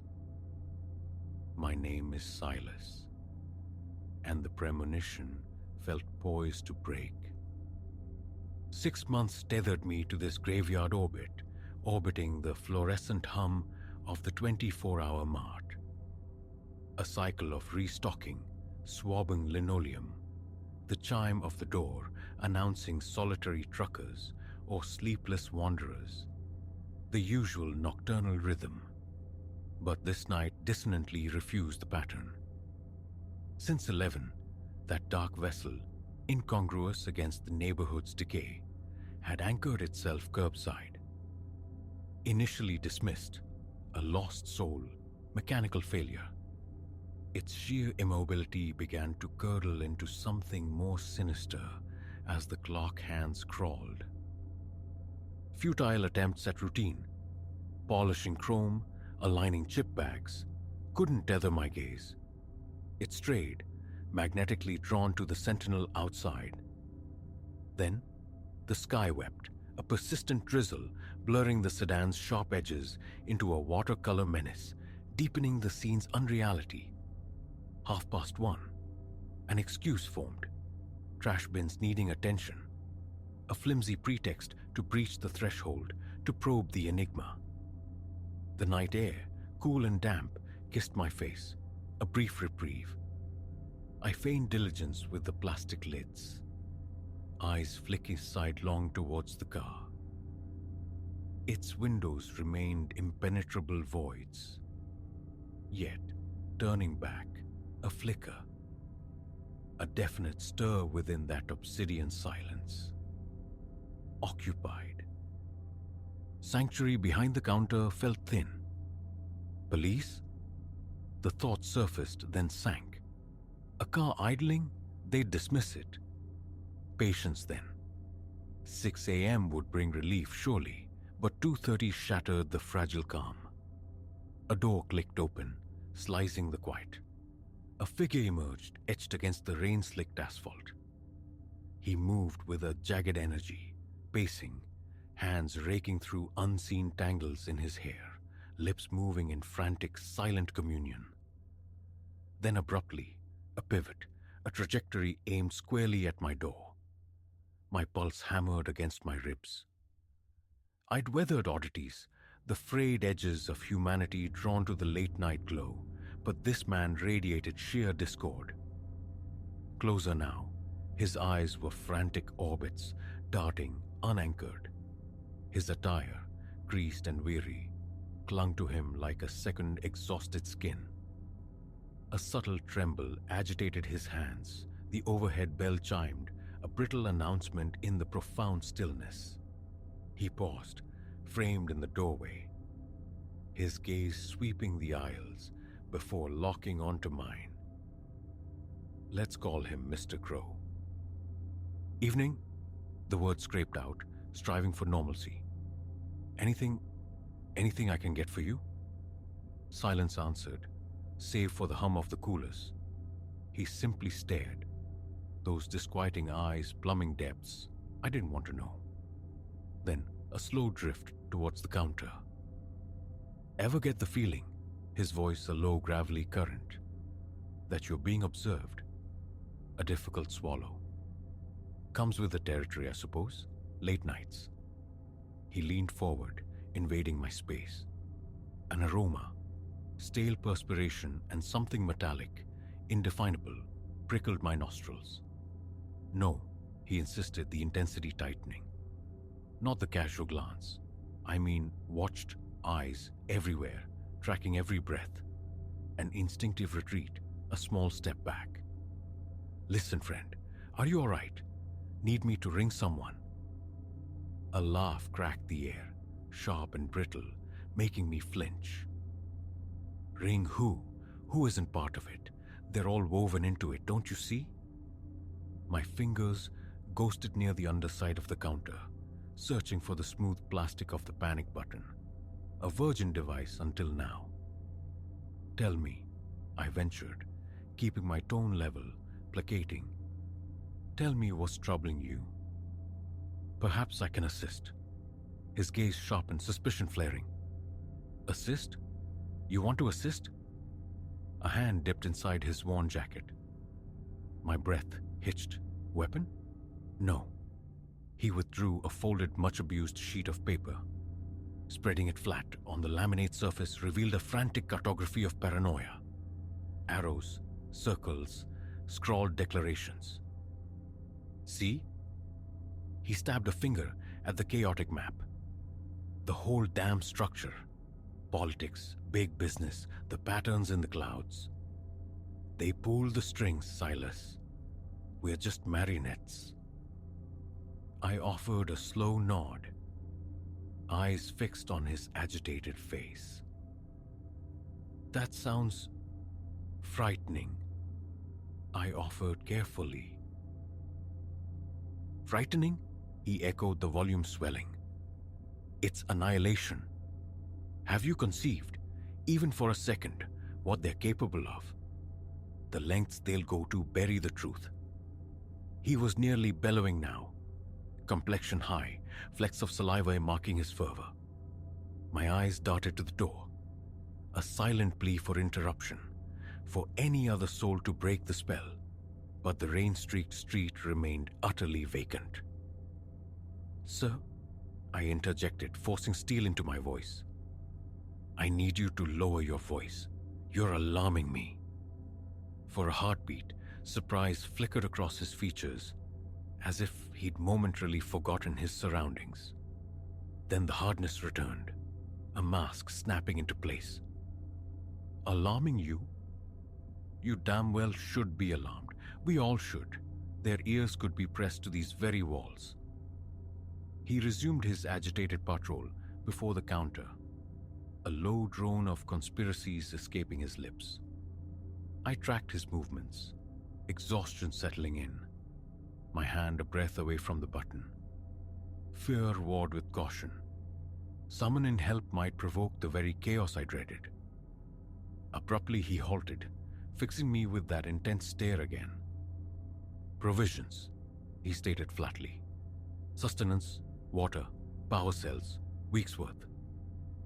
A wave of relief washed over me. A task, something concrete. Right, I nodded. Of course, grab a carrier, I'll point you. We navigated the fluorescent canyons, his basket steadily filling with tins and plastic bottles. His monologue, a relentless undercurrent of hidden networks and shadowy directives. I murmured vague assents, aiming for placation, simultaneously scanning for a safe moment to regain the relative safety of the till. Basket laden, we finally returned. As the scanner beeped its mundane rhythm over tins of beans and shrink-wrapped batteries, he leaned near once more, his previous intensity now a conspiratorial whisper. You strike me as decent, Silas, he murmured. Untainted. You need to vanish before they notice. Find a quiet corner of the world. Erase your tracks. They haven't marked you. Not yet. I managed only a tight nod, words failing me. My hands trembled as I packed his supplies into flimsy plastic bags, hyper-aware of his proximity, his strange energy radiating outwards. 78 or 50, I managed, the figure sounding thin, unreal. He produced a thick cluster of worn banknotes, separating several and pressing them into my palm. While I fumbled with the change, I registered the tremor in his own fingers, mirroring mine. As I extended the coins, he waved them away. Hold on to it, he said. Might prove more valuable to you than me, sooner than you think. With that unsettling pronouncement, he hefted his burdens and made for the exit. I watched, pulse still erratic, as he reached the sedan. He paused, turning for one last look at the store, at me. Through the glass, our gazes locked for a charged instant. What swam in his eyes? Fear, certainly, but perhaps also a profound, desolate certainty. Then he folded himself inside. The engine flared, and the car peeled away into the wet darkness with a brief shriek of rubber. I remained rooted, staring at the vacant, rain-glossed tarmac. The silence rushing back in, thick with the residue of his visit. The final hours bled together, each chime of the door a jolt to my system, expecting his return. But only the familiar ghosts of dawn drifted in, weary shift workers seeking caffeine, delivery drivers replenishing stock. When 6 o'clock finally arrived, bringing my relief Leo, I hesitated. Should I recount the night's strangeness? In the nascent daylight filtering through the windows, the encounter felt dreamlike, perhaps exaggerated by solitude and shadow. Just a man unraveling, I told myself. Yet, stepping out into the cool, clean morning, the conviction lingered. Something fundamental had shifted. The street, the buildings, they wore their usual faces, but perceived through a new, unsettling lens, as if a filter had been removed, revealing unsettling details previously unseen. The walk home was slow, my thoughts a loop of the man, Mr. Crow. His wild eyes, his crumpled map, his parting words reverberating. Not yet. I tried to banish the unease, dismiss it as contagious delusion. He was unwell, surely. But ascending the stairs to my apartment, an involuntary glance back towards the street sought the phantom shape of a black sedan in the morning shadows. That night drew a line. I left the convenience store not long after, citing the need for new horizons. The truth lay deeper. Every late shift had become a vigil, my gaze perpetually scanning the empty lot, coiled with an expectation I couldn't shake. Sometimes, adrift in the small hours, the question still surfaces, unwelcome. What if the ravings held a kernel of truth? What if unseen eyes are watching? And how do you live when the whispers of paranoia begin to resonate with a chilling, terrible logic?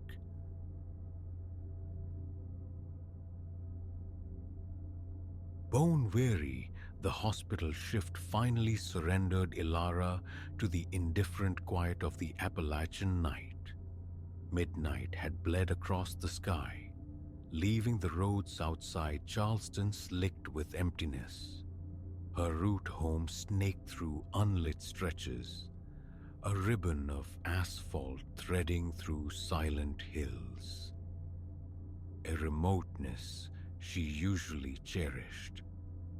Tonight, though, the solitude felt different. Thin. She slipped into her car. The familiar click of the seatbelt a small anchor in the vast dark. Pulling onto the highway, Her headlights sliced a lonely tunnel through the oppressive black. Only the engine's thrum and the radio's faint whisper disturbed the silence. Exhaustion clung like damp wool, but her gaze remained fixed ahead, navigating the familiar curves. Perhaps 10 minutes dissolved before twin orbs of light bloomed in her rearview mirror. Another late traveler, she assumed, dismissing the flicker. Yet the lights didn't recede or pass. They swelled, growing brighter, closer, an insistent glare that scalded her reflection. They hung there, mimicking her pace. An unwelcome satellite tethered to her bumper, whether she sped up or slowed. A prickle of annoyance sharpened into a sliver of unease. No reason for such aggressive proximity on this desolate stretch. She feathered the brakes, a gentle suggestion to back off. The response was immediate, brutal. A double flash of high beams, sharp as a slap. Her knuckles whitened on the steering wheel. Her pulse kicked against her ribs. The vehicle itself remained a shapeless shadow behind the blinding glare. Stay calm, impatient driver, lost maybe. But the conviction settled cold and heavy in her gut as the miles unspooled. This wasn't chance. She was being followed. Drawing a ragged breath, Ilara fought to steady her hands. A glance at the fuel gauge. Half a tank, ample, offered scant comfort. Just keep driving. They'll turn off, but the relentless closeness, the sheer presence of the unseen driver made her skin crawl. A few more tense miles, then a decision, sharp and sudden. A narrow service road branched off to the left, leading to a derelict gas station. A test. If they followed her here. Her heart hammered as she wrenched the wheel, tires spitting gravel.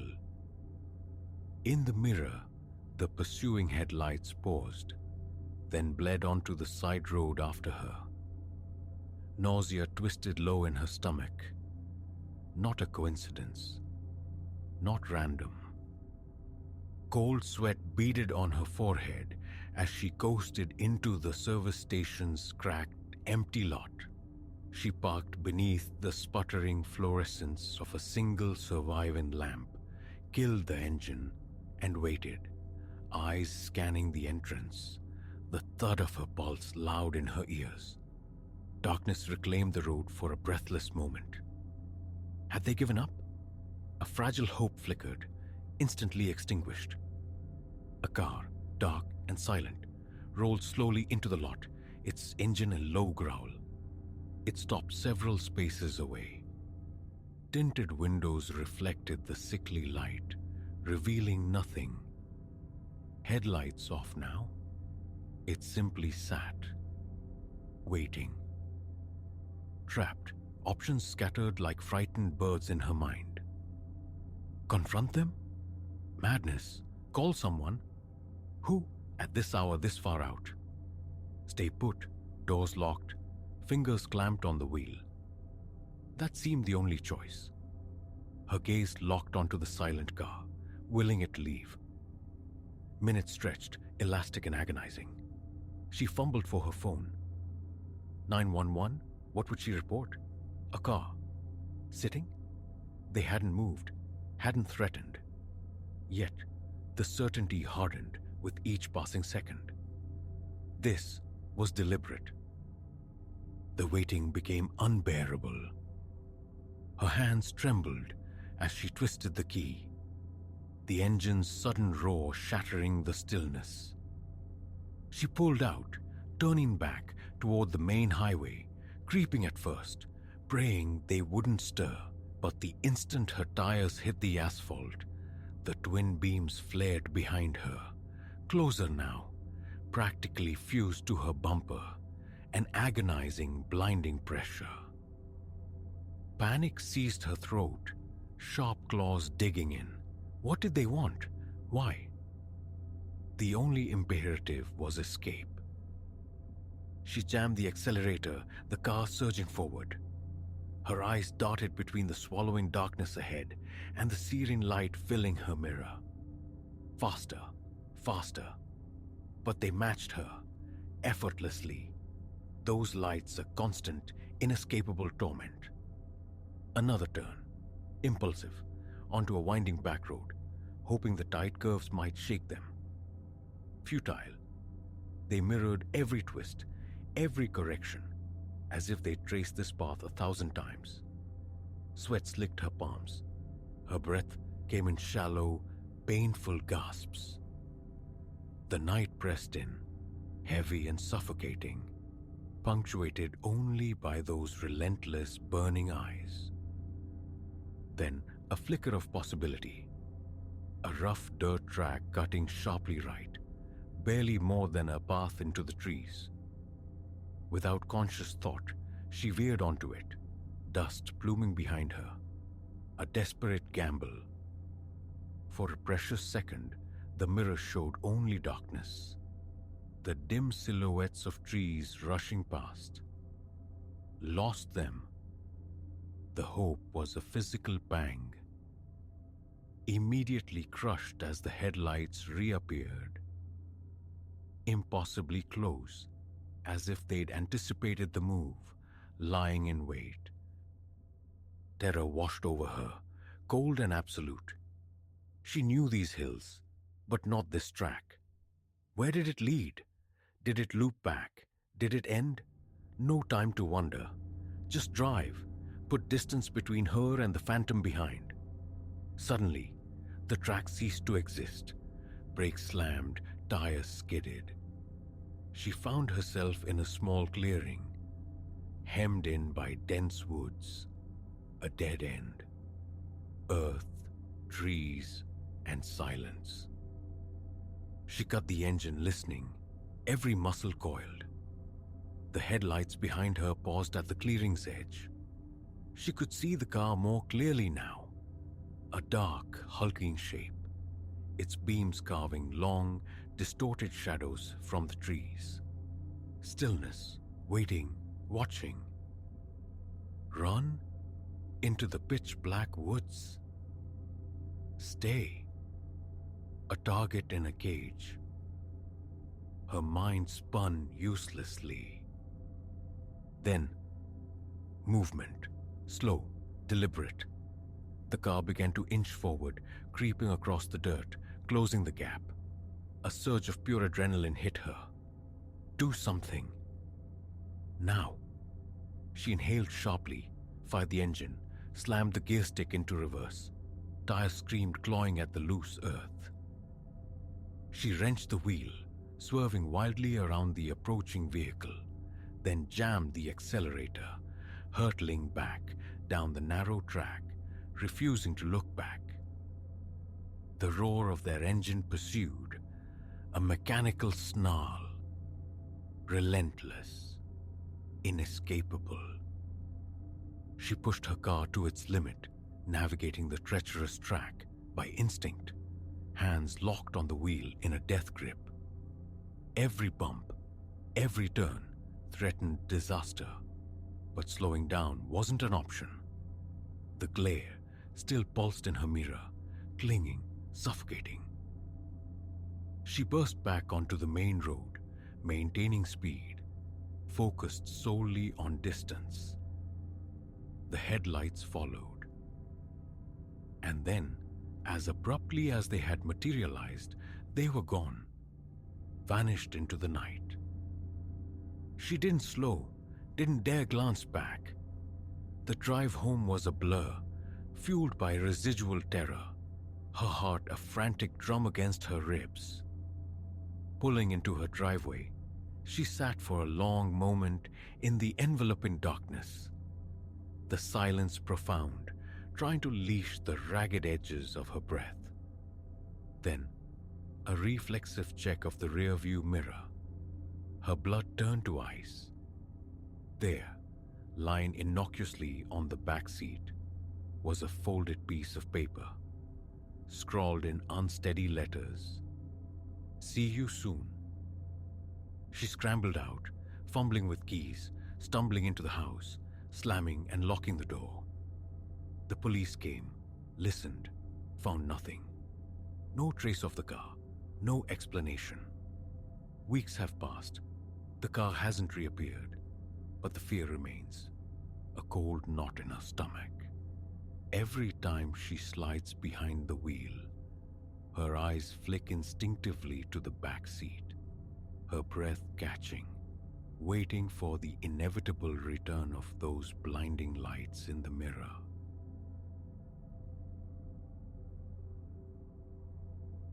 Twin suns, burning steady in the rear view's dark reflection.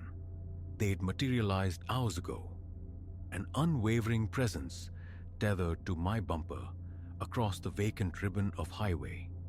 Initially, just another traveler sharing the desolate path, but now, as the actual sun bled orange and violet below the world's rim, casting skeletal shadows across the parched earth, a cold dread began its slow crawl up my spine. The truck, it was closing the distance. This journey, this solo pilgrimage west, had been a long-held reverie. The siren song of the open road, absolute liberty, the unknown unfolding with each mile. It had beckoned relentlessly. Finally unshackled from work, I'd loaded my faithful old sedan, the Sparrow, and surrendered to the highway's pull. The first days unfurled exactly as dreamt. Melodies sung off-key to the radio's crackle. Detours for faded roadside oddities. Skies ablaze with sunset masterpieces. But this fourth day, adrift in the desert's immense silence, felt different, tainted. Mile after monotonous mile unspooled, the landscape a hypnotist's loop of sand, skeletal creosote, and wind-scoured monoliths. The solitude, once embraced as liberation, now pressed in, heavy and suffocating. Another glance in the mirror.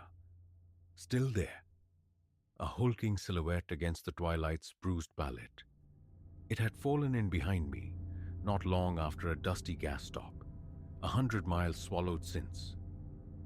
Just another vehicle, I'd reasoned, dismissing the flicker of unease. Plenty traverse these routes. Yet, as the asphalt blurred beneath and no other headlights pierced the gloom, that initial whisper of worry swelled into a knot, tightening low in my gut. My foot nudged the accelerator. The speedometer needle climbed. 70, 75, 80. The Sparrow strained, but the truck behind held its position with contemptuous ease, a shadow refusing to lengthen or shrink. A slick dampness bloomed on my palms. My knuckles whitened around the worn steering wheel. Paranoia. I hissed into the empty car, the word tasting like ash. Just someone heading the same direction. The lie felt thin, brittle. There was an unnerving deliberation in its pace, a predatory stillness in its pursuit. A green sign materialized from the dusk. Rest area 1 mile. Impulse seized me. Maybe, just maybe, I could shed this shadow there. Signal blinking, heart thudding a frantic rhythm against my ribs. I veered onto the exit ramp, my eyes locked on the mirror. The truck's headlights swung, unwavering. It followed. The rest stop was stark. A patch of asphalt, a squat block building housing restrooms and humming machines. 2 slumbering giants, semi-trucks, occupied the far periphery. I slid the Sparrow into a space near the building, bathed in the sickly yellow pulse of a stuttering street light. The truck rumbled into the lot moments later, completing a slow, deliberate circuit before settling a few spaces away, facing me. Engine idling, a nervous tremor in its metal skin. I sat frozen, watching my side mirror. The truck's driver's side door creaked open. A figure emerged, tall, broad across the shoulders. The gloom obscured his face, rendering him a menacing cutout, but I felt the weight of his unseen gaze. He stood motionless for a beat, then deliberately began walking towards my car. Panic detonated within me. Gear shift slammed into reverse, tires protesting with a high-pitched squeal as I shot backward. In the rear view, a flash of movement. The figure breaking into a run, back towards his idling beast. I rocketed out of the rest stop, back onto the highway's dark embrace, breath tearing in ragged gasps. Behind me, the truck's engine roared, a guttural challenge, its headlights flaring like angry eyes. "Oh gods, oh gods, oh gods!" The chant escaped my lips, a desperate prayer as I pushed the little Sparrow to its absolute limit.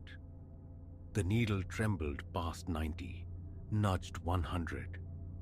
The truck matched me, its dark mass swelling in the mirror, immense and inevitable. My thoughts scattered like startled birds. What could he possibly want? Why me? One hand scrabbled frantically for my phone, the other clamped white-knuckled on the wheel. No signal. Predictable. Utterly, terrifyingly predictable in this wasteland. Closer now. The truck's massive grille dominated the rear view. A chrome grin. I could almost discern the driver. A dark shape locked behind the windshield. The Sparrow shuddered violently as we screamed past 110 miles per hour. Abruptly, the truck surged into the adjacent lane. My breath hitched, it drew level. A sideways glance, instantly regretted.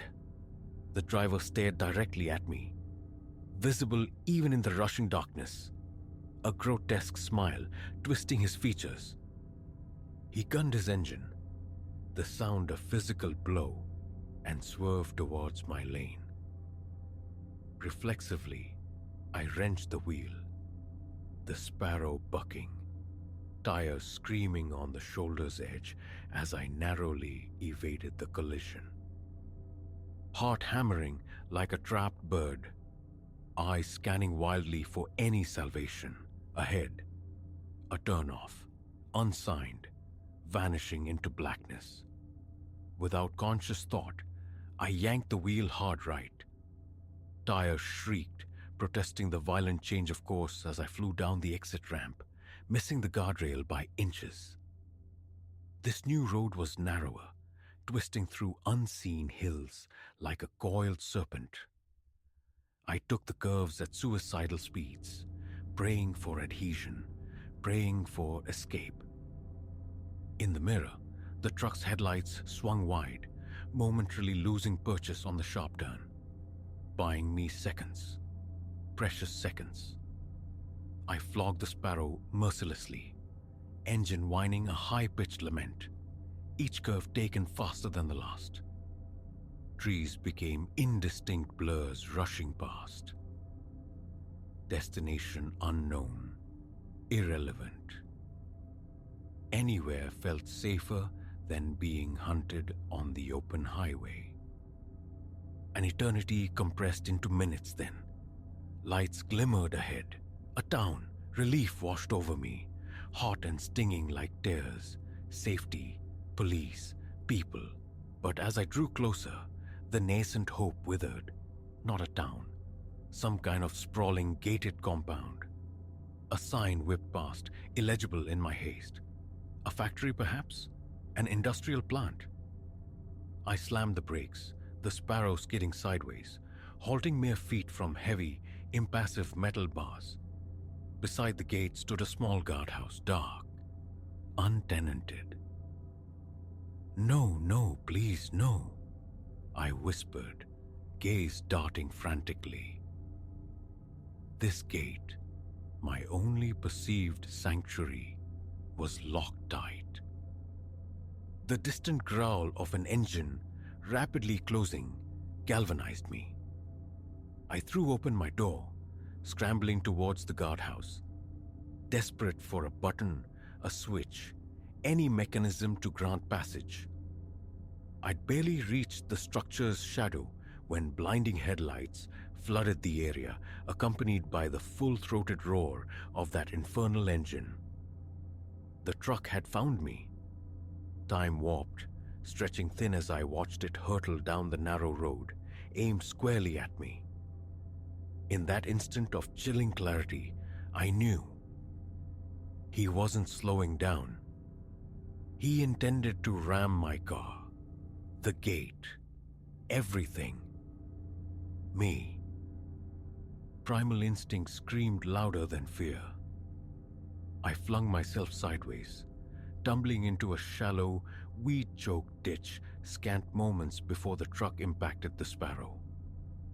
An unholy chorus of tortured metal and shattering glass ripped through the night. The force slammed my small car against the gate, which groaned under the assault but held. I lay in the dirt, ears ringing, limbs momentarily paralyzed by shock. The truck's engine idled, a deep, menacing thrum filling the sudden quiet. Then, a door opened. Heavy footfalls crunched on gravel, approaching. "Come on out now, darlin'," a voice like rough gravel rasped. "No point hidin'. Just wanna chat." A jolt, potent as electricity, shot through me. I burrowed deeper into the ditch, scrabbling at the earth, trying to vanish. The footsteps drew nearer, punctuated by a low, tuneless whistle that scraped along my nerves. "Don't you make this difficult," the man continued, his tone disturbingly conversational, almost amiable. "Been watching you a few days now. Waiting. You're careful, gotta give you that. But everyone slips up sooner or later." My blood turned to ice water. Days? Flashes ignited behind my eyes. A dark truck idling at distant gas stations. A fleeting reflection of a man watching me in a diner mirror. God, how blind had I been? The need to flee screamed through every cell, yet terror held me pinned. The footsteps halted directly above. I could see the scuffed toes of heavy boots inches from my face at the ditch's edge. "Found ya," he murmured, the sound soft, triumphant. A hand shot down, fingers like steel bands closing around on my arm. I screamed, a raw, ragged sound, kicking and twisting as he hauled me effortlessly up the embankment. In the stark wash of his headlights, moonlight catching sharp angles, I finally saw his face.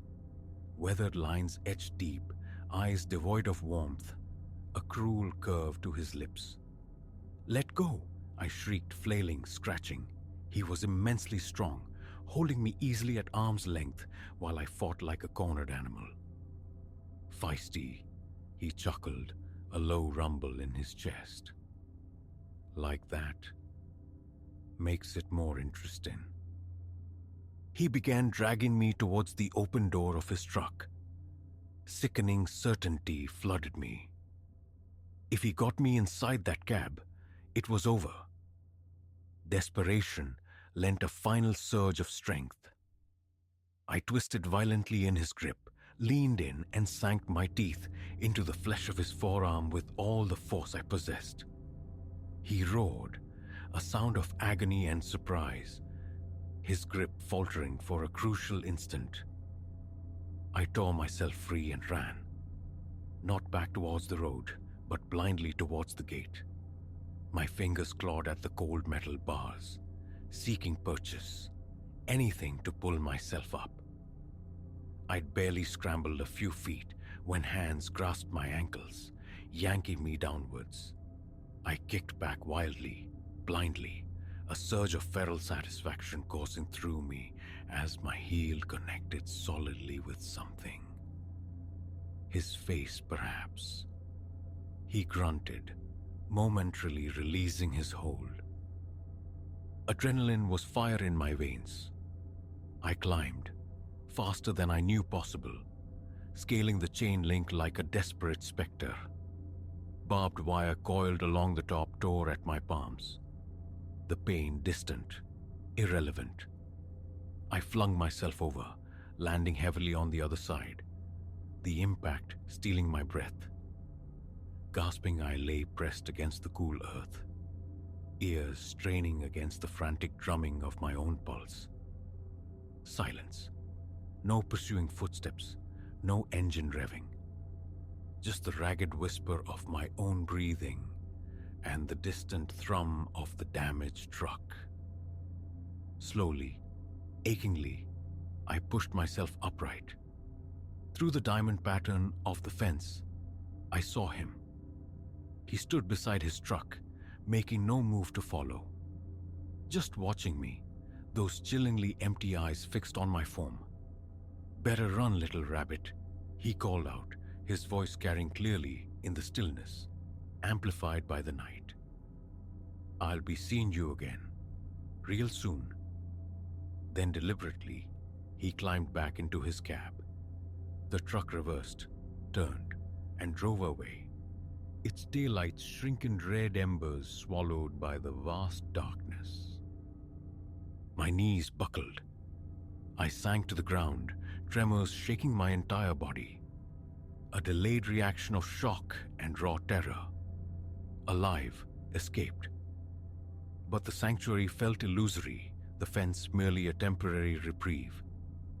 Stranded, bleeding, bruised, on a wrong side of a locked gate in the heart of nowhere. A single chilling thought echoed in the sudden silence. How long before he circled back to finish what he'd begun?